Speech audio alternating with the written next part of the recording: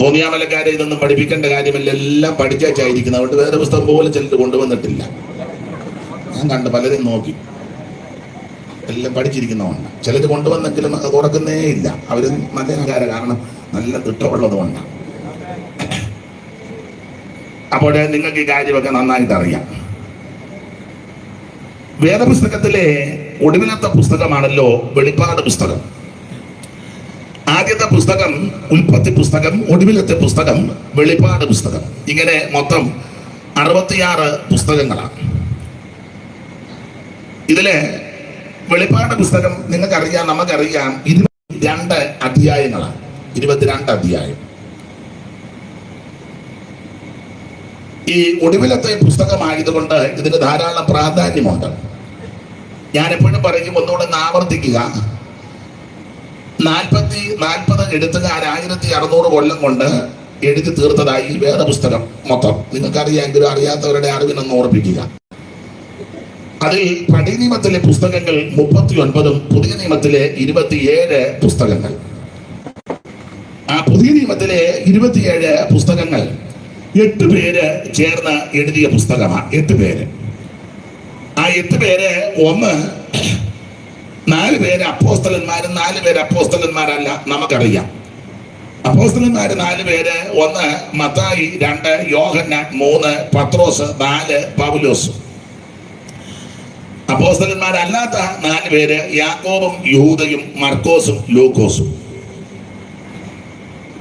അങ്ങനെയുള്ളവരാണ് 8 പുസ്തകം. പുതിയ നിയമത്തിലെ 8 പേരാണ് 27 പുസ്തകം എഴുതി തീർത്തത്. ഇതിലെ വെളിപ്പാട് പുസ്തകം എഴുതിയത് യോഹന്നാൻ അപ്പോസ്തലനാണ്. പുതിയ നിയമത്തിലെ കൂടുതൽ പുസ്തകം എഴുതിയത്, പുതിയ നിയമത്തിൽ തന്നല്ല, വേദപുസ്തകത്തിൽ കൂടുതൽ എഴുതിയത് പൗലോസാണ്. എന്നാൽ തൊട്ട് അടുത്ത് നിൽക്കുന്നയാളാണ് യോഹന്നാൻ അപ്പോസ്തലൻ. അദ്ദേഹത്തെ കൊണ്ട് ദൈവം ധാരാളം കാര്യങ്ങൾ ചെയ്യിപ്പിച്ചു. മറ്റുള്ളവരെല്ലാം ഒരേ നിലയിലെ പുസ്തകം എഴുതിയുള്ളൂ. യോഹന്നാൻ വ്യത്യസ്തമായ നിലയിലാണ് എഴുതിയിരിക്കുന്നത്. പൗലോസ് എഴുതിയതല്ല, ലേഖനങ്ങളാണ്. റോമാലേഖനം, കൊരിന്ത് ലേഖനം, എഫീസ് ലേഖനം, ഗലാത്യ ലേഖനം, ഫിലിപ്പിയ ലേഖനങ്ങളാണ്. അതൊരേ രീതിയിലുള്ളതാണ്. ലൂക്കോസ് ചരിത്ര പുസ്തകം 2 എഴുതി. ലൂക്കോസിന്റെ സുവിശേഷവും അപ്പോസ്തല പ്രവൃത്തി 2 ചരിത്ര പുസ്തകമാണ്. ഒന്ന് യേശുക്രിസ്തുവിന്റെ ചരിത്രവും 2 ആദിമ സഭയുടെ ചരിത്രവും. അതും ചരിത്രമാണ്. മർക്കോസും യേശുക്രിസ്തുവിന്റെ ചരിത്രമാണ് ചെറുതായിട്ടാണ് എഴുതിയത്, 16 അധ്യായം. മത്തായി 28 അധ്യായത്തിലും ക്രിസ്തുയേശുവിനോടുള്ള ബന്ധത്തിൽ ചരിത്രമാണ് എഴുതിയത്. എന്നാൽ യോഹന്നാൻ എഴുതിയത് വ്യത്യസ്ത നിലകളിലാണ്. അദ്ദേഹത്തെ കൊണ്ട് ദൈവം ഒന്ന് ചരിത്ര പുസ്തകം എഴുതിച്ചു. അതാ യോഹന്നാന്റെ സുവിശേഷം, യേശുക്രിസ്തുവിന്റെ ചരിത്രം. 2 ലേഖനങ്ങൾ അദ്ദേഹത്തെ കൊണ്ട് ദൈവം എഴുതിപ്പിച്ചു. 3 ലേഖനങ്ങൾ, അത് 3ഉം ഈടുറ്റ ലേഖനമാണ്. ഒടുവിലായിട്ട് വെളിപ്പാട് പുസ്തകവും ദൈവം അദ്ദേഹത്തെ കൊണ്ട് എഴുതിപ്പിച്ചു. തന്നെയല്ല, കർത്താവ് ഇവരെ ശുശ്രൂഷയ്ക്ക് വിളിച്ചപ്പോഴും കണ്ട് മനസ്സിലായി ഇവരെ കൊണ്ട് പ്രയോജനമുണ്ട്. ഒരിക്കല് ആദ്യം 2 പേര് വീശുന്നത് കണ്ടു. വീശുന്നത് അങ്ങനെ എഴുതിയേക്കുന്നത്, 2 പേര് വീശുക, കിട്ടിയോ കിട്ടിയില്ലയോ എന്നുള്ളത്. 2ാമത്തെ, വെറുതെ സമയം കളയുന്ന ആൾക്കാരുണ്ട്. രാവിലെ എഴുന്നേൽക്കുക, ഒത്തങ്കി പ്രാർത്ഥിക്കുക, ഒരു 3 പ്രാവശ്യം കാപ്പി കുടിക്കുക, 8 മണിയാകുമ്പോൾ 2 ചപ്പാത്തിയോ അതിലെ തത്തുല്യമായത് കഴിക്കുക, വെറുതെ കസേരയെ തിണ്ണെ വന്നിരുന്ന് കാലും മറപ്പിച്ച് വഴി കൂടെ പോകുന്നവരെ നോക്കുക, അഭിപ്രായം പറയുക, പിന്നെ പോയി കിടക്കുക. ഉച്ചയാകുന്ന കറക്റ്റ് സമയത്ത് എല്ലാവരുടെയും കാര്യമല്ല, കഴിക്കുക. ഉച്ച കഴിഞ്ഞ് വീണ്ടും കഴിച്ചതിൻ്റെ ക്ഷീണം തീർക്കാൻ ഉറങ്ങുക. കൃത്യം 4 മണിയാകുമ്പം കോഫി കുടിക്കുക. പിന്നെ വെളിയിലോട്ടൊന്ന് ഇറങ്ങുകയോ ഒക്കെ ചെയ്തേച്ച് 7 മണി കഴിയുമ്പം പ്രാർത്ഥിച്ചാൽ നല്ല കാര്യം, 2 ചപ്പാത്തി വീണ്ടും 8:30 കയറി കിടക്കുക. ആ പരുവത്തിനായിപ്പം നമ്മുടെ യോഗം നടത്തുന്നത്. 8:30 ഇതെത്തണം, കുത്തണം, ഇഞ്ചക്ഷൻ എടുക്കണം, പല കേസുകളാണ്. നിങ്ങളെന്നെ ഇങ്ങനെ നോക്കുമൊന്നും വേണ്ട, എല്ലാം പരുവത്തിലായിരിക്കുന്നത്. അപ്പൊ എന്തായാലും ഇദ്ദേഹത്തെ ദൈവം കണ്ടപ്പം വീശുക 2 പേര്. അത് മറ്റാരുമല്ല, പത്രോസും അദ്ദേഹത്തിന്റെ സഹോദരനാകുന്ന അന്ത്രയോസും. അപ്പൊ കർത്താവിന് മനസ്സിലായി ഇവരെ വിളിച്ചാൽ ഇവരെ നന്നാക്കും. എന്തിനാ ഈ വല നന്നാക്കുന്നേ? കടലിൽ പോയപ്പം കണ്ണി അകന്ന് കാണും, കണ്ണി പൊട്ടി കാണും, വലിയ മീൻ കയറിയപ്പോൾ ചിലപ്പോൾ പൊട്ടാൻ സാധ്യതയുണ്ട്, അല്ലെങ്കിൽ മറ്റ് അനാമത്ത് കാര്യങ്ങളൊക്കെ ചിലപ്പോൾ വലയിൽ ഉടക്കിയെന്ന് വരാം. അതെല്ലാം കളഞ്ഞ് അതിനായി വല നന്നാക്കുന്നത്. പൊട്ടിപ്പോയെങ്കിൽ അത് തുന്നിച്ചേർത്ത് നന്നാക്കണം. അപ്പൊ കർത്താവിന് മനസ്സിലായി, യോഹന്നാനെയും യാക്കോബിനെയും ഈ ശുശ്രൂഷയ്ക്കാക്കിയാൽ അവർ നന്നാക്കിയെടുക്കും. യോഹന്നാന്റെ ലേഖനം നിങ്ങൾ പഠിച്ചേ, വളരെ നന്നാക്കി, ഉപദേശ വിഷയത്തിൽ നന്നാക്കി. യേശുക്രിസ്തു ദൈവമല്ലെന്ന് തെളിയിച്ച പലരെയും കണ്ണിച്ചേച്ച് ആ വലയുടെ കണ്ണിയെല്ലാം കെട്ടി നന്നാക്കി തന്നു. ഇനി ഇതിനകത്തൊരുത്ത കയറിയാൽ ചാടിപ്പോവുകയല്ല. ഞാൻ എൻ്റെ വിഷയമല്ലാത്തതുകൊണ്ട് അങ്ങോട്ട് അധികം പോകുന്നില്ല. എല്ലാം നന്നാക്കി. 1-ാം ലേഖനവും 2-ാം ലേഖനവും 3-ാം ലേഖനവും ഒക്കെ നോക്കിയാൽ കൃത്യമായിട്ട് നന്നാക്കി തന്നില്ലേ? കർത്താവിന് മനസ്സിലായി, കൊണ്ടുവന്ന നന്നാക്കി. കണ്ണി പൊട്ടിയിട്ടുള്ളത് തമ്മിൽ മിണ്ടത്തില്ല, സ്നേഹിക്കത്തില്ല, നന്നാക്കി. ഒരു സഭയിലാ കൂടുന്ന കൈ കൊടുക്കുകയല്ല, തിരുമേശ എടുക്കത്തില്ല. ഭയങ്കര നല്ലൊരു ഞങ്ങൾ വന്നു. പ്രവർത്തനം എന്നല്ല, പ്രവർത്തനം. രാവിലെ ഇറങ്ങും ലഘുലേഖയായിട്ട്, അയലത്തുകാരനോടും മിണ്ടുകയല്ല, സഭയിലുള്ളവനോടും മിണ്ടുകയല്ല. വെളുപ്പിന് ഇറങ്ങാ കൊളക്കോഴി ഇറങ്ങും പോലെ. എന്തിനാന്നോ നീ ഇങ്ങനെ നടക്കുന്നേ? ആത്മഭാരം കൊണ്ട് ആന്ധ്രയ്ക്ക് പോവുക, തൊട്ടടുത്തുള്ളവനോട് മിണ്ടുകയല്ല. മിണ്ടുന്നില്ലല്ലോ, അതിപ്പോഴും മിണ്ടുന്നില്ലല്ലോ. അപ്പൊ ഇത് നന്നാക്കണം. ഇവിടെ നന്നാക്കി വെച്ച് വേണം നമ്മൾ വെളിയിലോട്ട് ഇറങ്ങാൻ. ദൈവത്തിന് മഹത്വം. അപ്പം മോളെ, നീ ഇവിടെ അടങ്ങിയിരിക്കുക. എവിടെ പോവാ? എവിടെ പോവാ? പോണോ? അത്യാവശ്യമാണോ? എന്നാ പോയിച്ച് പെട്ടെന്ന് വാ. എനിക്ക് നമ്മൾ 5 മണിക്കാ വന്നിരുന്നത്. അല്ല കണ്ണി പൊട്ടിട്ടുണ്ട്, നന്നാക്കി കൂട്ടിക്കെട്ടി ക്രമപ്പെടുത്തി ഇതെല്ലാം ശരിയാക്കി ഇതിനകത്ത് കൊണ്ടുവരണം. ടോപ്പിക്കരുത്. അപ്പൊ യോഹന്നാനെ അതുകൊണ്ടാണ് ദൈവം തെരഞ്ഞെടുത്തത്. പിന്നെ ഇവര് ഒരല്പം എടുത്തിയാട്ടമൊക്കെ ഉണ്ടായിരുന്നു, ക്ഷിപ്രകോപികളൊക്കെ ആയിരുന്നു. അതിന് പേരുമൊക്കെ ഇട്ട് ഇടിമക്കള്. ഇടിമക്കൾ ഇപ്പൊ സഭയ്ക്കകത്തുമൊക്കെ ഉണ്ട്. ഇടിമക്കള് ഇപ്പൊ ഒന്ന് പറഞ്ഞ് രണ്ടാമത്തെ ഇരുട്ടത്തോട്ട് മാറ്റി. നമ്മുടെ മാർഗം ഇതല്ല. ദൈവത്തിന് മഹത്വം. നമ്മുടെ മാർഗം ഇവിടെ അടിച്ചാൽ ഇവിടെ കാണിക്കണമെന്ന്. അതാണ് നമ്മുടെ മാർഗം. അവിടെ ഞാൻ ആ ഭാഗം വന്ന് വിടുകയാണ്. യോഹന്നാനെ കൊണ്ട് ദൈവം ശക്തമായ ശുശ്രൂഷകളാ ജയിപ്പിച്ചത്. അവിടെ പഴയ നിയമത്തിലെ 5 പുസ്തകം മോശയുടെ പഞ്ചഗ്രന്ഥങ്ങളെന്നറിയും. ഉൽപ്പത്തി, പുറപ്പാട്, ലേവ്യ, സംഖ്യ, ആവർത്തനം എന്ന് പറഞ്ഞ പോലെ പുതിയ നിയമത്തിലെ പഞ്ചഗ്രന്ഥങ്ങൾ എഴുതിയ ആളാണ് യോഹന്നാൻ അപ്പോസ്തലൻ.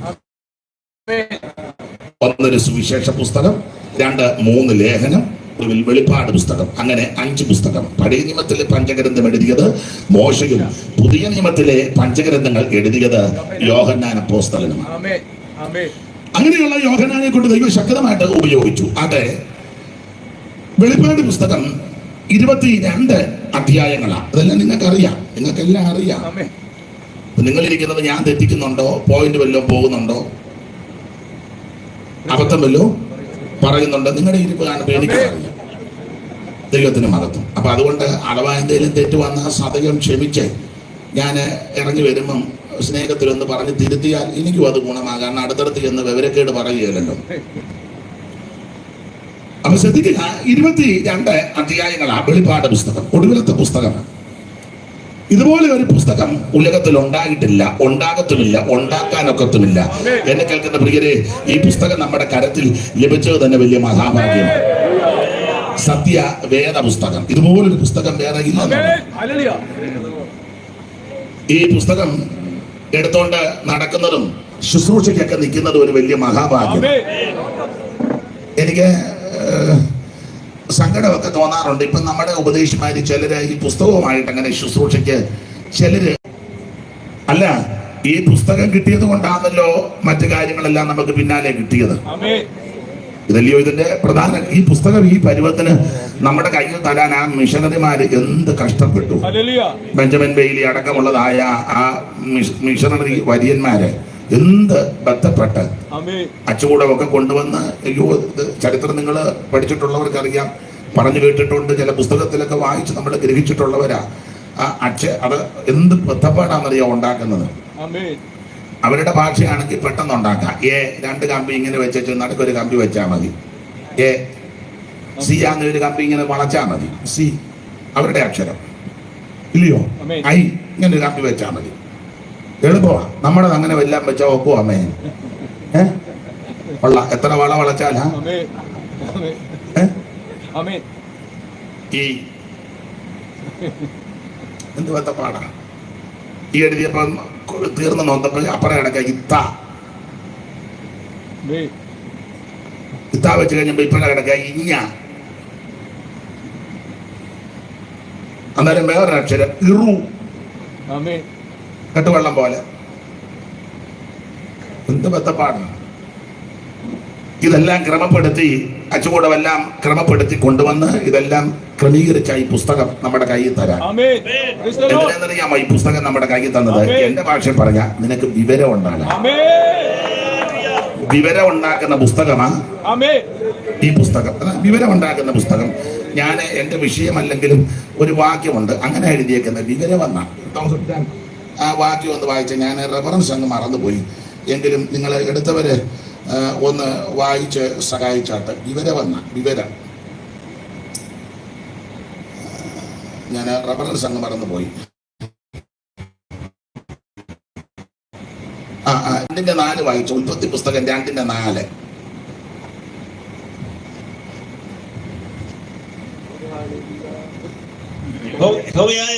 യഹോവയായ ദൈവം ഭൂമിയും ആകാശവും സൃഷ്ടിച്ച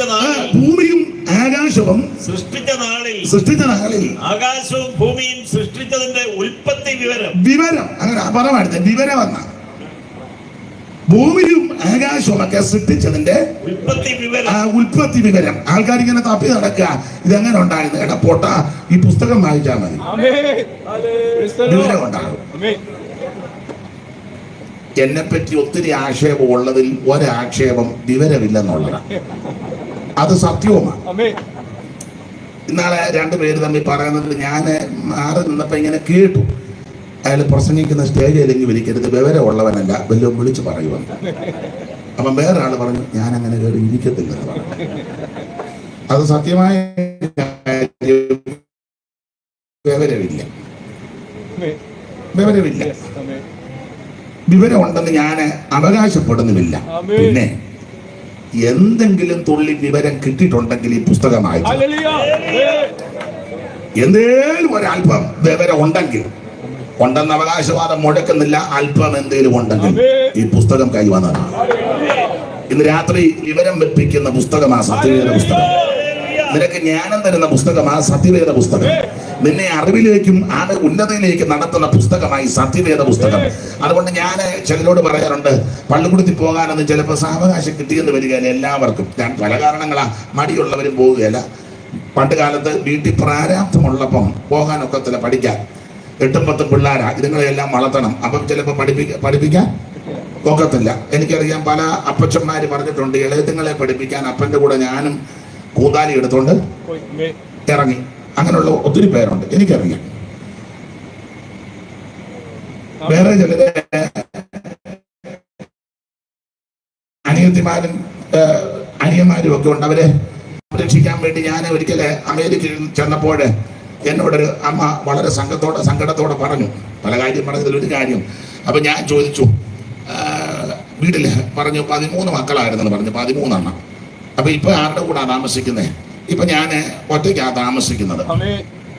അപ്പൊ ഞാൻ ചോദിച്ചു, ഭർത്താവ് പിള്ളേര് കല്യാണം കഴിച്ചില്ല. അയ്യോ, ഇവിടെ വന്നിട്ട് ഇപ്പൊ എത്ര നാളായി? വന്നിട്ട് 19 കൊല്ലമായി.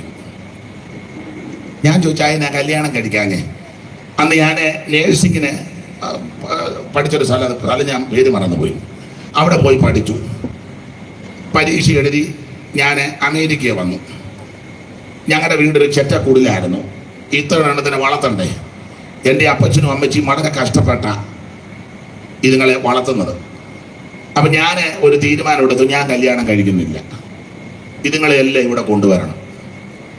എൻ്റെ അപ്പച്ചനും അമ്മച്ചിക്കും ഒരു സഹായമാകണം. ഞാൻ ചോദിച്ചു അതിന് കല്യാണം കഴിക്കാതിരുന്നല്ല. അല്ല പാസ്റ്ററെ, കല്യാണം കഴിച്ചു കഴിഞ്ഞാൽ പിന്നെ ഭർത്താവ് പറയുന്നത് അനുസരിക്കാത്തത് കാണും ഇതിനകത്ത്. എന്നാലും അതിന് ന്യായമായ വശം അതാ. അദ്ദേഹം പറയുന്നത് അനുസരിക്കണമല്ലോ. ചിലപ്പോൾ അദ്ദേഹത്തെ പ്രാപിച്ചു. ഇപ്പൊ എനിക്ക് നല്ല പ്രായമുണ്ട്. ഞാൻ ചോദിച്ചു കൊണ്ടുവന്നവരെല്ലാം എങ്ങനെയുണ്ട് സാധനം, വിളിക്കുകയല്ലെന്ന് പറഞ്ഞു. അല്ല അതുകൂടെ ചേർത്ത് ഒരെണ്ണം വിളിക്കുകയല്ല. അയ്യോ ആരും വിളിക്കുകയല്ലെന്ന് പറഞ്ഞു. അവരിവിടെ തന്നെയാ താമസിക്കുന്നത്. ഞാൻ ചോദിച്ചാൽ എന്നെ വിളിക്കാൻ. അവരിവിടെ വന്ന് മക്കളും ഒക്കെ ആയി. അവർ പിന്നെ ഇവിടെ വന്നു കഴിഞ്ഞപ്പം അമേരിക്കക്കാരാന്നുള്ള രീതിയിൽ കല്യാണമൊക്കെ പിള്ളേർക്ക് നടന്നു. പിന്നെ അങ്ങനെ ആയി. ഞാൻ വിളിച്ചാലും ഇപ്പൊ എടുക്കുകയല്ലെന്ന് പറഞ്ഞു. അങ്ങനെ നന്ദിയില്ലാത്ത കുറെ കിടുമ്പ് കെട്ടതുകൊണ്ട് ഇത്തരം ഭാഷ പോരെ. വേറെ എന്തെങ്കിലും ഉണ്ട്? നന്ദിയും വേണം കേട്ടോ. നിനക്ക് ആരെങ്കിലും ഒരു മുട്ടായി തന്നെങ്കിൽ നന്ദി വേണം. ദൈവത്തോടും നന്ദി വേണം, തന്നവരോടും നന്ദി വേണം. ഈ പുസ്തകത്തിലെ പ്രമാണം നന്ദിയുള്ളവരായിരിക്കും. നമ്മൾ പാട്ടൊക്കെ പാടുമല്ലോ, നന്ദിയോടൻ പ്രിയൻ മുൻപിൽ പ്രേമ കണ്ണീർ ചൊരിഞ്ഞിടാൻ നന്ദിയോടൻ.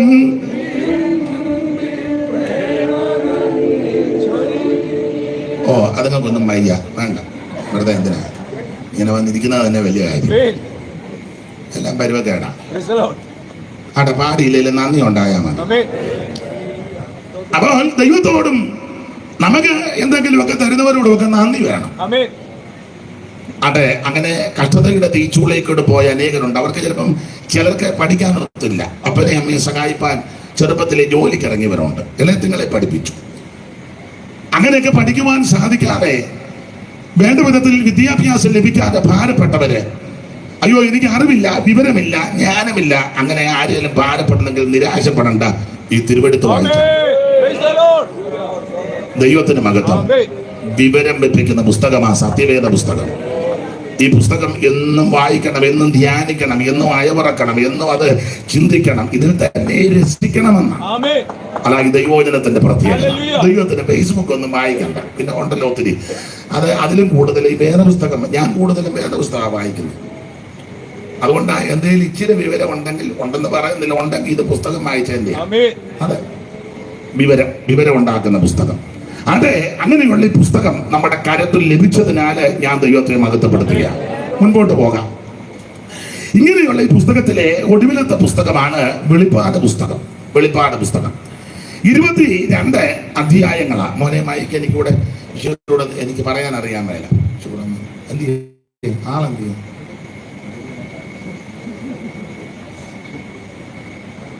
അവനങ്ങ് പോയെന്നാ തോന്നുന്നു. മോനെ ഇനി വേണ ഇവിടെ വന്ന് അത് അവിടെ നിൽക്കുന്ന എൻ്റെ തൊണ്ടയ്ക്ക് നല്ല ബുദ്ധിമുട്ടുണ്ട്. അതുകൊണ്ടാണ് ഇപ്പോഴും ഞാൻ ഇടയ്ക്കൊരു വീട്ടിൽ കയറി ഉപ്പുവെള്ളം വന്ന് ഗാർഗിൾ ചെയ്തേച്ചാ വന്നതുകൊണ്ട് അതുപോലെ വേദനിച്ചു. അപ്പോൾ അങ്ങനെയുള്ള ഈ പുസ്തകം, വെളിപ്പാട് പുസ്തകം 22 അധ്യായങ്ങളാണ്. ഓരോ അധ്യായത്തിലും സാധാരണ പറയാറുണ്ട്, നിങ്ങൾക്ക് അറിയാം, ഓരോ വിഷയങ്ങളായിട്ടാണ് നമ്മൾ പഠിക്കുന്നത്. 1-ാം അധ്യായത്തിൽ തേജസ്കരിക്കപ്പെട്ട യേശു ക്രിസ്തു. 2-3 അധ്യായത്തിൽ 7 സഭയ്ക്കുള്ള ദൂത. 4-ാം അധ്യായം സഭ ഇവിടുന്ന് മാറ്റപ്പെടുന്നു. 5-ാം അധ്യായം ഭൂമിയുടെ വീണ്ടെടുപ്പ്. 6-ാം അധ്യായം 6 മുദ്ര പൊട്ടിക്കുന്നതായിട്ട് കാണുന്നു. 7-ാം അധ്യായം മുദ്രിതന്മാരാകുന്ന 144,000 പേര്. 8-ാം അധ്യായത്തിൽ 7-ാം മുദ്ര പൊട്ടിക്കുകയോ ചേർന്ന് കാഹളങ്ങൾ നീട്ടുന്നു. 9-ാം അധ്യായത്തിൽ യൂഫ്രട്ടീസ് നദീതീരത്ത് ബന്ധിച്ച ദൂതന്മാരെ അടിച്ചുവിടുന്നു. 10-ാം അധ്യായം ചെറുപുസ്തകം വാങ്ങി ഭക്ഷിക്കുന്നു. 11-ാം അധ്യായം 2 സാക്ഷികൾ പ്രത്യക്ഷപ്പെടുന്നു. 12-ാം അധ്യായം സൂര്യധാരണയായ ഒരു സ്ത്രീയെ ദർശിക്കുന്നു. 13-ാം അധ്യായം ഘോരവും ഭയങ്കരമായ മൃഗം സമുദ്രത്തിൽ നിന്ന് കയറി വരുന്നു.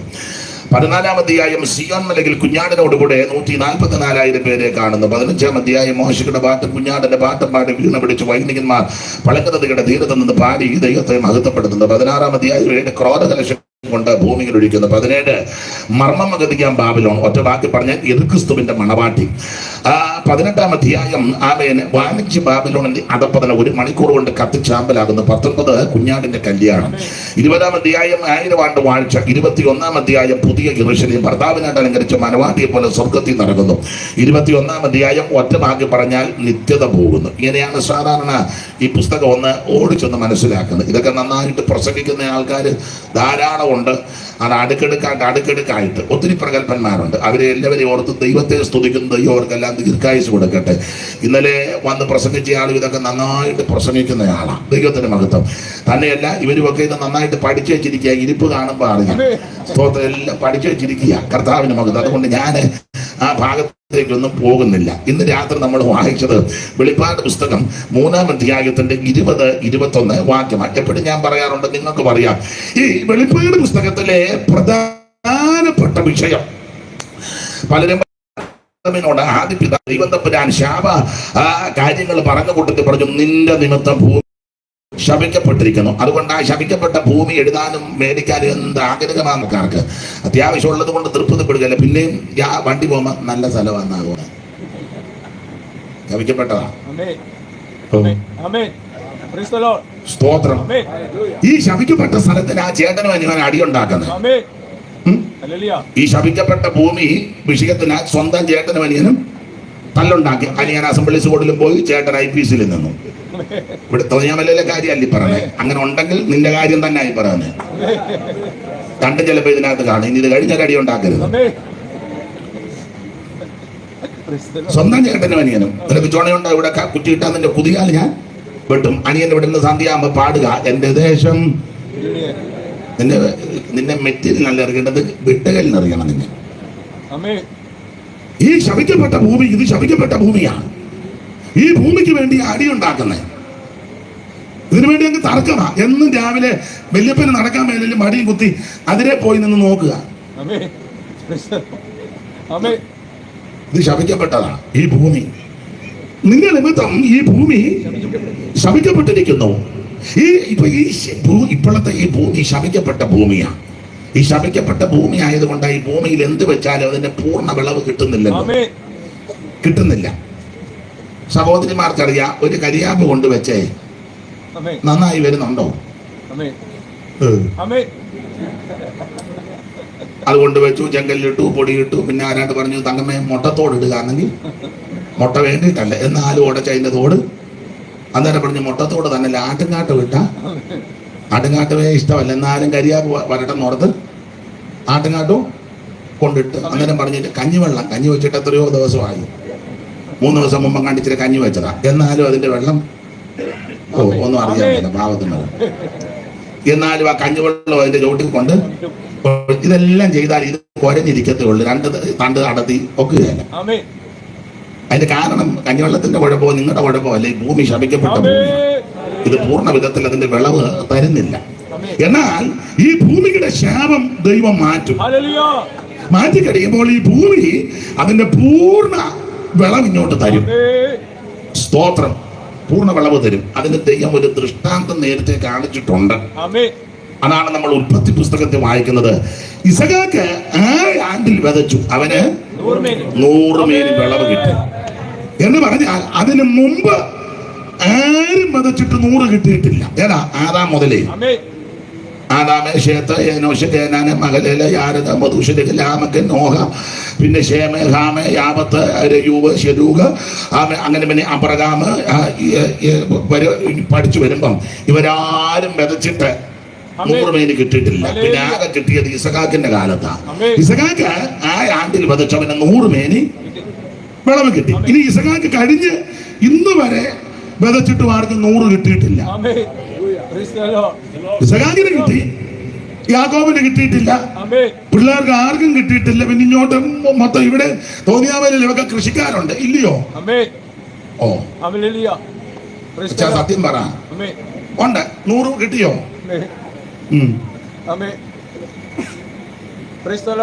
നമ്മൾ ചോദിക്കല് ഇപ്പൊ കൃഷിയൊന്നുമില്ലയോ? ഓ, വെറുതെ കഷ്ടപ്പെടാന്നല്ലാതെ. ഓ, അതിനാ ഇത് ശപിക്കപ്പെട്ട് കിടക്കുന്നത് കൊണ്ടാണ്. പന്നിയുള്ളത് കൊണ്ടാണ്. എന്നെ ചെയ്യുന്നത് ആരാ പറഞ്ഞ പന്നിയുണ്ടാണ്?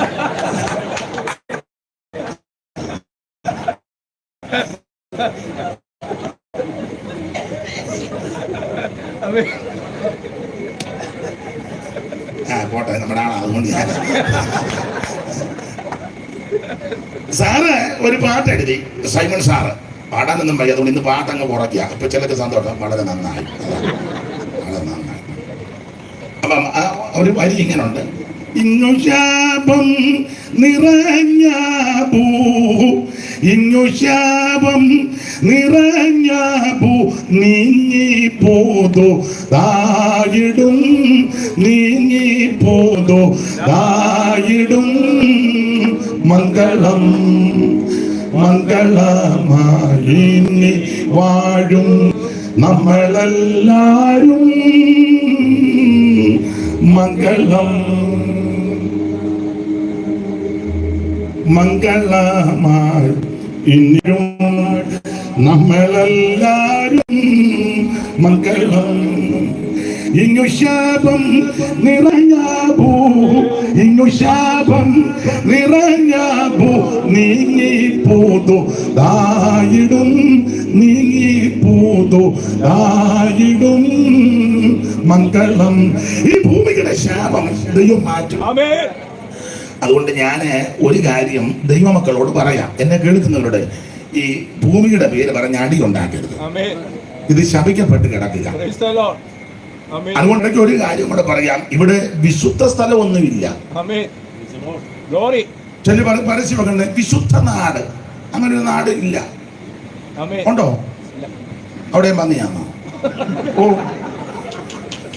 വിശുദ്ധ ഒരു നാടില്ല.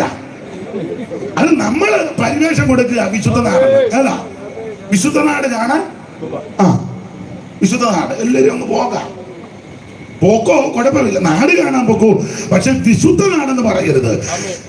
യോഹന്നാന്റെ 1-ാം ലേഖനം 5-ാം അധ്യായത്തിന്റെ 19-ാമത്തെ തിരുവചനത്തിന്റെ വെളിച്ചത്തിൽ ഒരു കാര്യം അവിടെ സ്ഥിരീകരിക്കാൻ ഞാൻ അറിയാമല്ലോ. എടുത്തെങ്കിലും ഒന്ന് വായിച്ചു. 5:19. നാം ദൈവത്തിൽ നിന്നുള്ളവർ എന്ന് നാം അറിയുന്നു. സർവ്വലോകവും ദുഷ്ടന്റെ അധീനതയിൽ. അയ്യോ, ദുഷ്ടന്റെ അധീനതയില്ല.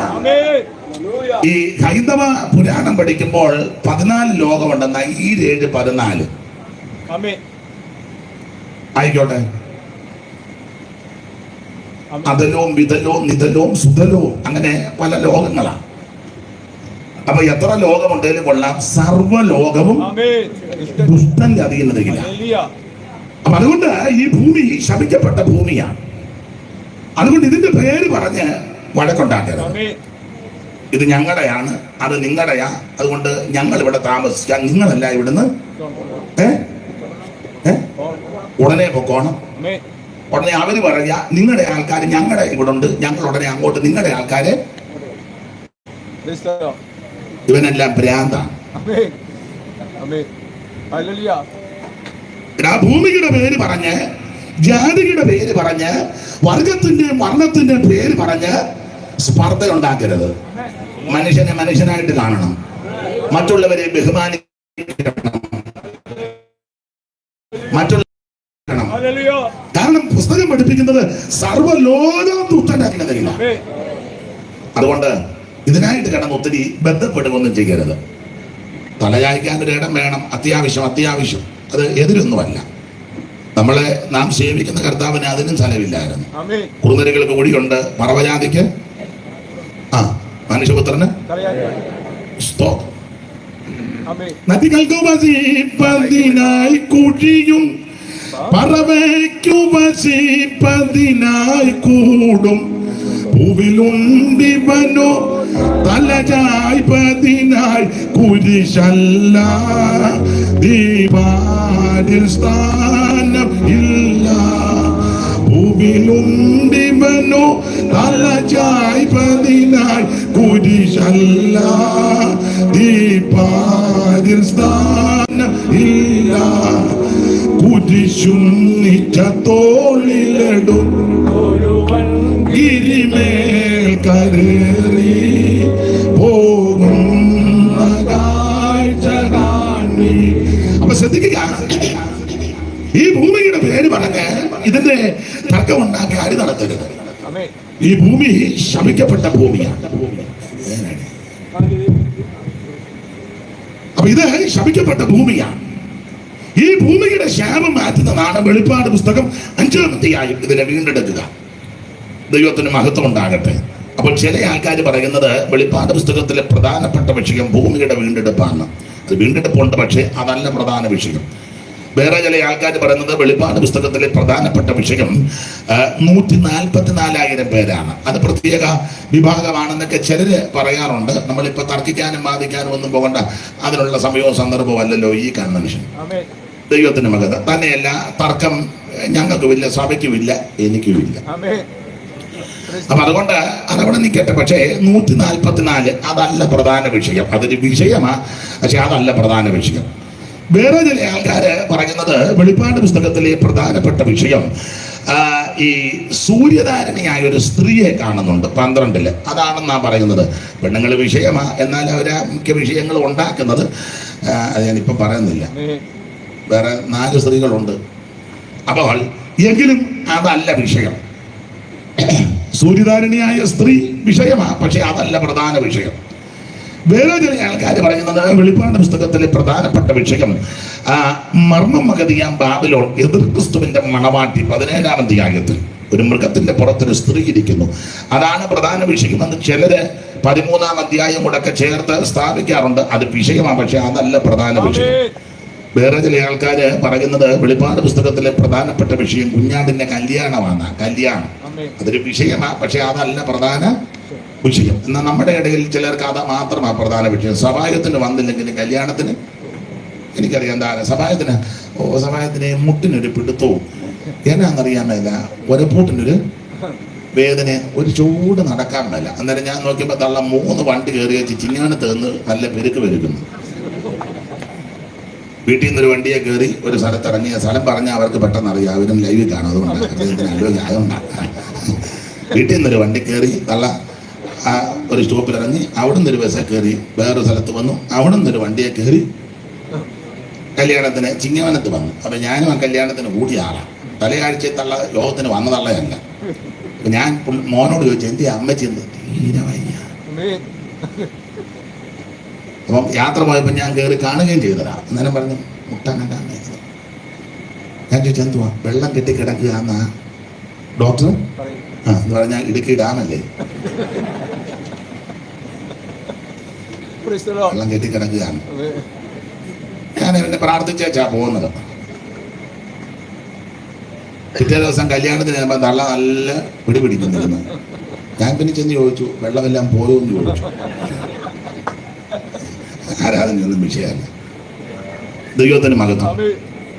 അപ്പൊ ചിലക്ക് കല്യാണമാ വിഷയം. കല്യാണം നമ്മുടെ ആൾക്കാരെ കണ്ടില്ലേ, സഭായകം 12:30 അല്ലെ 1 മുന്നോട്ട് പോയാൽ മുന്നോട്ട് പോയാൽ മൂക്കേരിക്കുന്ന കണ്ണട എടുത്ത് മടക്കും. അപ്പൊ ഭാഷക്ക് മനസ്സിലാകും ജോർജ് കുട്ടി പോകാനുള്ള തയ്യാറെടുപ്പാണ്. പണ്ട് ജോർജ് കുട്ടി പെമ്പള ബാഗ് എടുത്ത് ബൈബിൾ എടുത്ത് ബാഗ് വെച്ച് സിപ്പ് ഇട്ട് ജോർജ് കുട്ടി ഒരു മാലക്കണ്ണിട്ടൊരു നോട്ടം. ജോർജ് കുട്ടിയുടെ കണ്ണ് കാണുന്നത് വീട്ടിൽ നിന്ന് ഇണക്കിയായി ഇറങ്ങുന്നത് ബൈബിളിന്റെ സിപ്പിട്ട് കാണിക്കും. സമയം ഒട്ടും. അതുകൊണ്ട് പാസ്റ്റർമാരും ഒക്കെ വളരെ അത് നല്ലതാണ് സമയം പാലിക്കുന്നത്. പക്ഷെ കല്യാണത്തിന് തന്നെ സഭായത്തിന് മിക്കവരും നേരത്തെ വരത്തില്ല, പക്ഷെ കല്യാണത്തിന് നേരത്തെ ഇല്ലും. 10 ഇപ്പോഴത്തെ കല്യാണം ആയതുകൊണ്ട് 10 9 രണ്ടുപേരും വയ്യ എന്നല്ല പോക്കൊക്കെ കാണും. എന്നിട്ട് അവിടെ ജ്യൂസുകളെല്ലാം ഉണ്ട്, എല്ലാത്തിനും കുടിക്കും. 2നും ഷുഗറുമാണ്. പക്ഷെ അത് എന്നാ നിനക്ക് വേണോ എടുത്ത് നല്ല അന്ന് കാടി കുടിക്കും പോലെ നിന്ന് കുടിക്കുക. പിന്നെ ഒത്തിരി സാധനം മറത്തുമൊക്കെ വെച്ച് കൊണ്ടുണ്ട്. ഈ ചെറിയ സമൂസ, പിന്നെന്തുവാ വട, അതെല്ലാം നിന്നങ്ങ് പെരുക്കുക. ഇതെല്ലാം കഴിഞ്ഞാൽ ചാകത്തോട്ട് കയറുന്നേ. അത് കഴിഞ്ഞോ ഒന്നും ഞാൻ പറയുന്നില്ല.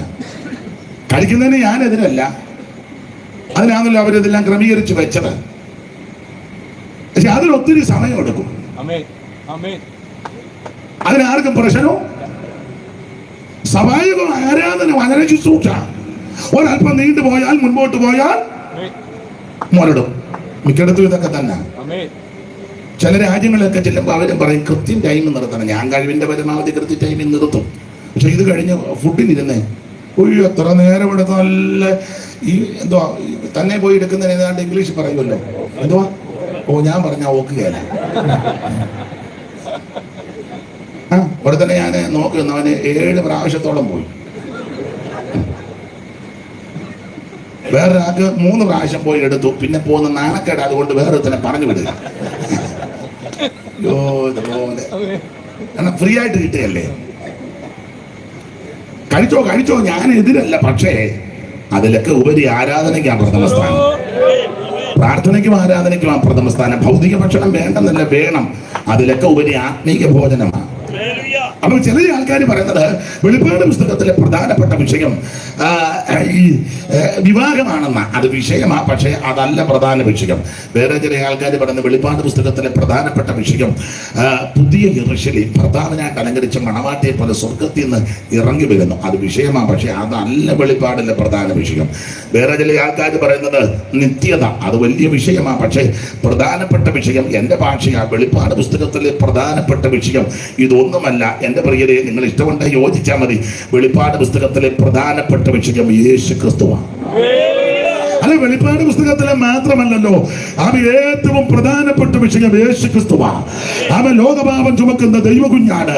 മനുഷ്യവർഗത്തിന്റെ പാപം പരിഹരിക്കുന്ന നസറയനാകുന്ന യേശു ക്രിസ്തു, നമ്മെ വീണ്ടെടുത്ത ക്രിസ്തു യേശു, നമ്മെ രക്ഷിച്ച യേശു, നമുക്ക് വേണ്ടി ജീവനെ തന്ന യേശു. അതാ വെളിപ്പാട് പുസ്തകത്തിലെ പ്രധാനപ്പെട്ട വിഷയം. ആ പ്രധാന വിഷയമാ 1-ാം അധ്യായത്തിൽ വെളിപ്പെടുത്തിയിരിക്കുന്നത് യേശു ക്രിസ്തുവിന്റെ പ്രത്യക്ഷത. ആരാ യേശു ക്രിസ്തു? സേവിക്കുന്ന അവൻ യേശു, എന്നെ നിങ്ങളെ രക്ഷിച്ച യേശു. ആരെന്ന് ചോദിച്ചാൽ അവിടെ 3 കാര്യമാ. 5-ാം വാക്യത്തിൽ 1, അവിടുന്ന് വിശ്വസ്ത സാക്ഷിയാ. ഇവിടെ ആരും വിശ്വസ്ത സാക്ഷികളല്ല. ഇത് കാണിച്ചാൽ മതി, അന്നേരം തിരിയും.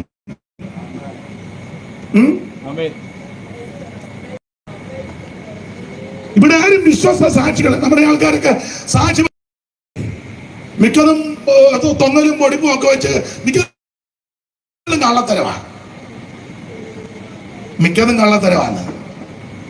യോ പേരും സ്ഥലവും ഒന്നും പറയുന്നില്ല. ഒരു യോഗത്തിന് ഞാനുമുണ്ട്. അപ്പോൾ വേറൊരാളെ, ഒത്തിരി പാസ്റ്റേഴ്സ് ഉണ്ട്. അപ്പൊ അതിലൊരാള് പ്രസംഗിക്കാൻ എടുത്തതിന്റെ പറഞ്ഞു വിശ്വാസത്തെ പറ്റി പുള്ളി പ്രസംഗിച്ചു. നല്ല പ്രസംഗമാണ്. ഞാനും സ്തോത്രം പറഞ്ഞു, എല്ലാവരും സ്തോത്രം പറഞ്ഞപ്പോൾ പുള്ളി ആൾക്കാർ ഇളകുന്ന കണ്ടപ്പോൾ പുള്ളി പിന്നെ ഇളകി. അങ്ങനെയാണല്ലോ നമ്മുടെ ഇളക്കമല്ല. അപ്പൊ നിങ്ങൾ ഇളകുമ്പോൾ ഞാനും ഇളകും. അതിന്റെ രീതിയാണ്. നിങ്ങളിങ്ങനെ ഇരിക്കുന്നതുകൊണ്ടാണ് ഞാനും ഇപ്പൊ ഇങ്ങനെ ഇരിക്കുന്നത്. അപ്പൊ എല്ലാവരും ഇളകിയപ്പോ പുള്ളി ഇളകി ഉടനെ പുള്ളി വിശ്വാസം പറഞ്ഞു. ഞാൻ ചുരുങ്ങിയ ആൾക്കാരുമായിട്ട് ആ വേല ആരംഭിച്ചത്. ഇപ്പോൾ വിശ്വാസത്താൽ വേല ചെയ്തു 1000 പേരുണ്ട് എന്റെ സഭയിൽ. സംശയം ഉണ്ടെങ്കിൽ അനീഷ് കാവാലം പാസോട് ചോദിക്കാൻ. ഞാനും വെട്ടിനകത്തായി. ഞാൻ അവന്റെ സഭയിൽ പല ആവർത്തി പോയി. 350 അല്ലെങ്കിൽ അതിനപ്പുറം 400 ഇല്ല. എന്നാലും കിട്ടിയ അവസരത്തിൽ 1000 പേരുണ്ട്. സംശയമുണ്ട് എന്നോട് ചോദിക്കാൻ. ഞാന് അവിടെ നിന്ന് പ്രാർത്ഥിച്ച്, കർത്താവെ ആരും എന്നോട് ചോദിക്കരുത്. ചോദിച്ചാൽ പറയേണ്ടി വരും. അപ്പൊ അങ്ങനെ പറഞ്ഞാൽ അത് പുള്ളിക്കും പിന്നെ ക്ഷീണമാണ്. നമ്മളായിട്ട് എന്തിനാ ഒരു പ്രയാസം ഉണ്ടാക്കുന്നത്? ഭാഗ്യത്തിന് ആരും ഇന്ന് വരെ ചോദിച്ചില്ല. സാക്ഷി പറയും, നന്നായിട്ട് പറയും. ആലപ്പുഴ ഒരാൾക്ക് പ്രാർത്ഥിച്ചപ്പോൾ ഒരു സൗഖ്യം കിട്ടി. അതിന്റെ ചുമതലപ്പെട്ടവര് വീടുകൾ കയറിയപ്പോൾ പറഞ്ഞു, ഇവിടെ ഒരു മുഴയുണ്ടായിരുന്നു നെല്ലിക്ക വലിപ്പത്തില്. ആ സാറ് പ്രാർത്ഥിച്ചപ്പോൾ, സാറ് പ്രാർത്ഥിച്ചപ്പോൾ മാറി. അപ്പൊ സാറിന്റെ യോഗം പത്തനംതിട്ടയില്. സാറിന്റെ ആൾക്കാർ പറഞ്ഞു, സാർ അവിടെ പത്തനംതിട്ടയിലുണ്ട്, അവിടെ വന്ന് സാക്ഷി പറയാൻ. സാറ് പ്രാർത്ഥിച്ചപ്പോൾ നെല്ലിക്ക വലിപ്പത്തിലുള്ള മുഴ മാറിയതല്ലേ. ഓ വരാം, വണ്ടിക്കൂലിയില്ല. അന്നത്തെ കാലത്ത് 300 രൂപ കൊടുത്തു സാറിന്റെ ആൾക്കാർ. സാർ ഏതാന്നൊക്കെ ഇപ്പൊ പിടികിട്ടി കാണും.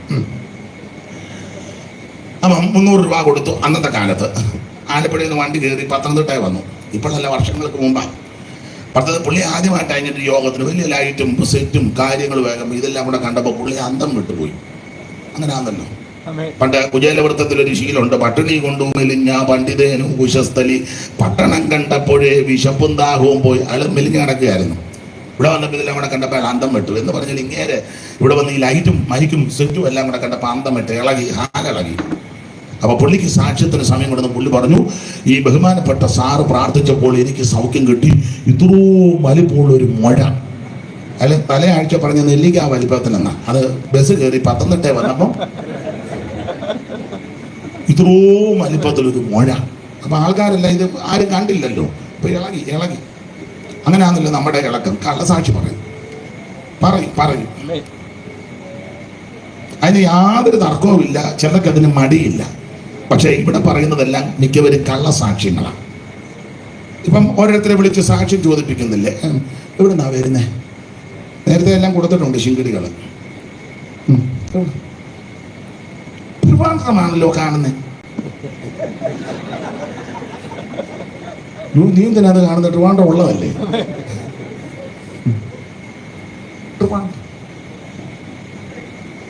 ട്രിവാൻഡ്രത്തിൽ നിന്നാണോ? പിന്നെ ഞങ്ങളുടെ സഭയിലെ ബേവിച്ചൻ പാസ്റ്റർ ദൈവവചനം ശുശ്രൂഷിച്ചപ്പോൾ അദ്ദേഹം പറഞ്ഞു, ദൈവത്തിൻ്റെ പ്രവചനം, ദൈവം പ്രവചനം പറഞ്ഞാൽ കൃത്യമാണ്, ദൈവാത്മാവ്. അത് അദ്ദേഹം ഒരു ഉദാഹരണം പറഞ്ഞു. ചില ഇന്നത്തെ പ്രവാചകന്മാരുണ്ട്, പ്രാർത്ഥിച്ചിട്ട് പറയുക, നിങ്ങളുടെ വീടിൻ്റെ സൈഡിൽ ഒരു പുളി ഉണ്ടോ? ദൈവാത്മാവ് ഉണ്ടോ എന്നാണ് ചോദിക്കുന്നത്. ദൈവാത്മാവ് എന്നപ്പോൾ പുളിയുണ്ട്, പുളിയുണ്ട്, ഉണ്ടോ? അന്നേരം മനസ്സിലാക്കണം ഇവൻ കയ്യിൽ നിന്നിടുന്നവനാ. ഇന്നത്തെ വല്ലതും ബോധമുണ്ടോ?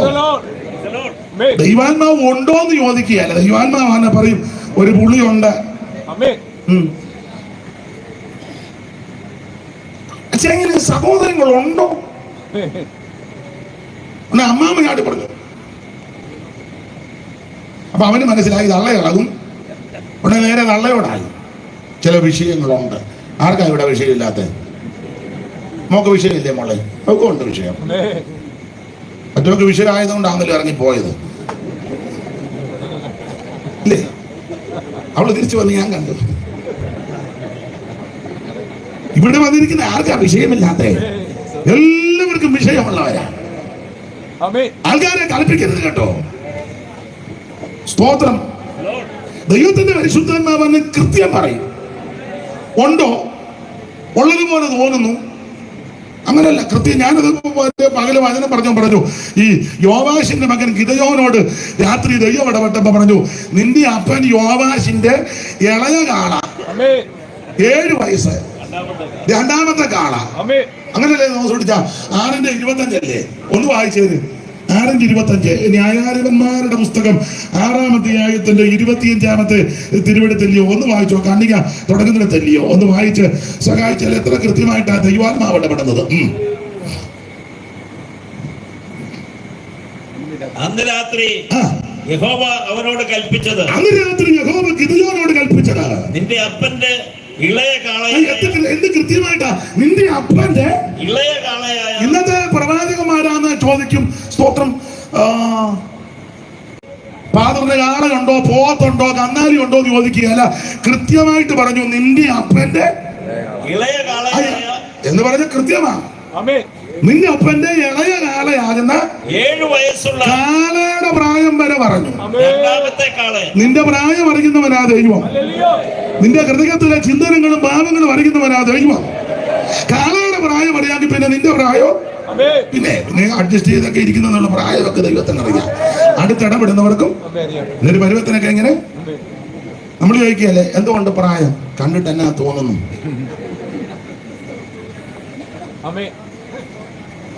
സകല എണ്ണത്തിന്റെ പ്രായം അറിയാം.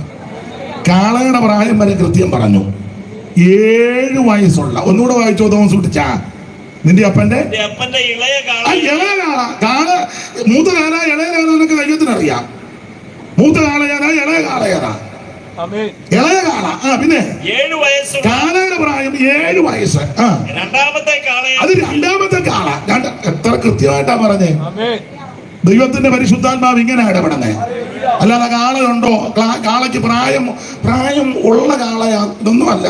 കൃത്യമാണ്.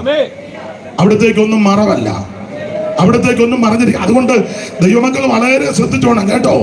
സ്തോത്രം, സ്തോത്രം, സ്തോത്രം. കുടുംബകലഹം ഉണ്ടാക്കുവാൻ, ചിത്തിരിപ്പുണ്ടാക്കുവാൻ, അയലത്തുകാരുമായിട്ട് പ്രശ്നമുണ്ടാക്കുവാൻ, സഹോദരങ്ങളെ തമ്മിൽ ഭിന്നിപ്പിക്കുവാൻ, ഒരു സഭയിലുള്ളവരെ തമ്മിൽ കൂട്ടം തല്ലുണ്ടാക്കുവാൻ, ഇങ്ങനെയുള്ള കള്ളപ്രവചനവുമായിട്ട് ഒത്തിരി ബിരുദന്മാരും ബിരുദമതികളും ഒക്കെ ഇറങ്ങിയിട്ടുണ്ട്. വളരെ സൂക്ഷിക്കണം. എല്ലാത്തിനെയും ഒന്നും വിളിച്ച് കയറ്റരുത്, എല്ലാത്തിനും പായിട്ട് കൊടുക്കരുത്. ഇടപെടണം എന്ന് പറഞ്ഞ് ഇരുന്ന് കറണ്ട് അടിക്കുന്ന പോലെ ഇരിക്കരുത്. വളരെ സൂക്ഷിക്കണം. നിന്റെ കാശടിച്ചു മാറ്റാൻ വരുന്നതാ, അത് വളരെ ശ്രദ്ധിക്കണം. ദൈവത്തിന്റെ പരിശുദ്ധാത്മാവ് ഭിന്നിപ്പിക്കുന്നതല്ല, യോജിപ്പിക്കുന്നതാണ്. ഇത് കലക്കത്തിന്റെ ആത്മാവല്ല, ഇത് നിരപ്പിക്കുന്ന ആത്മാവാ. ഇത് സ്പർദ്ധ വർദ്ധിപ്പിക്കുന്ന ആത്മാവല്ല, ഇത് സ്നേഹത്തിന്റെ ആത്മാവാ. അതുകൊണ്ട് ഇന്ന് രാത്രി വളരെ സ്പഷ്ടമായിട്ടും വ്യക്തമായിട്ടും വേണം മനസ്സിലാക്കാൻ. ഇങ്ങനെയൊക്കെ ഒത്തിരി എണ്ണം ഇറങ്ങിയിട്ടുണ്ട്. കോവിഡിന്റെ സമയത്ത് എല്ലാവരും പൊത്തിനകത്തിരിക്കുകയായിരുന്നു. ഈ രോഗശാന്തി വരപ്രാപ്തന്മാരാരെയും കാണുന്നില്ല.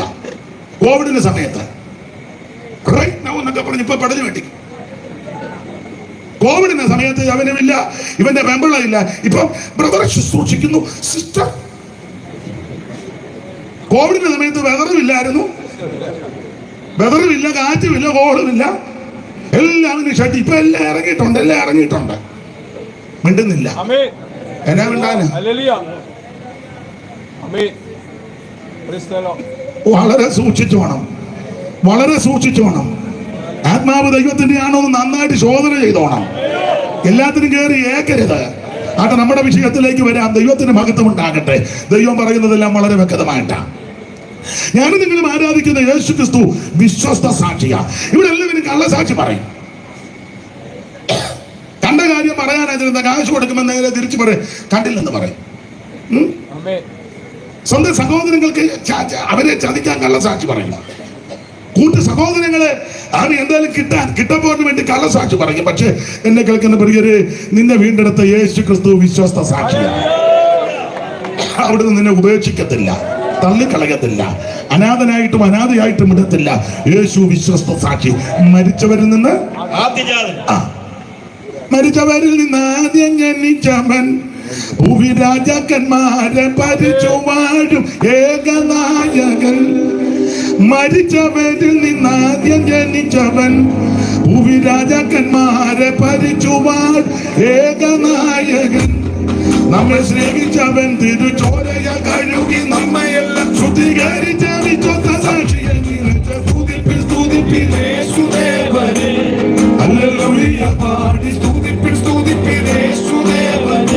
ഇന്ന് രാത്രി യേശു ക്രിസ്തു അവൻ വിശ്വസ്ത സാക്ഷിയാണ്.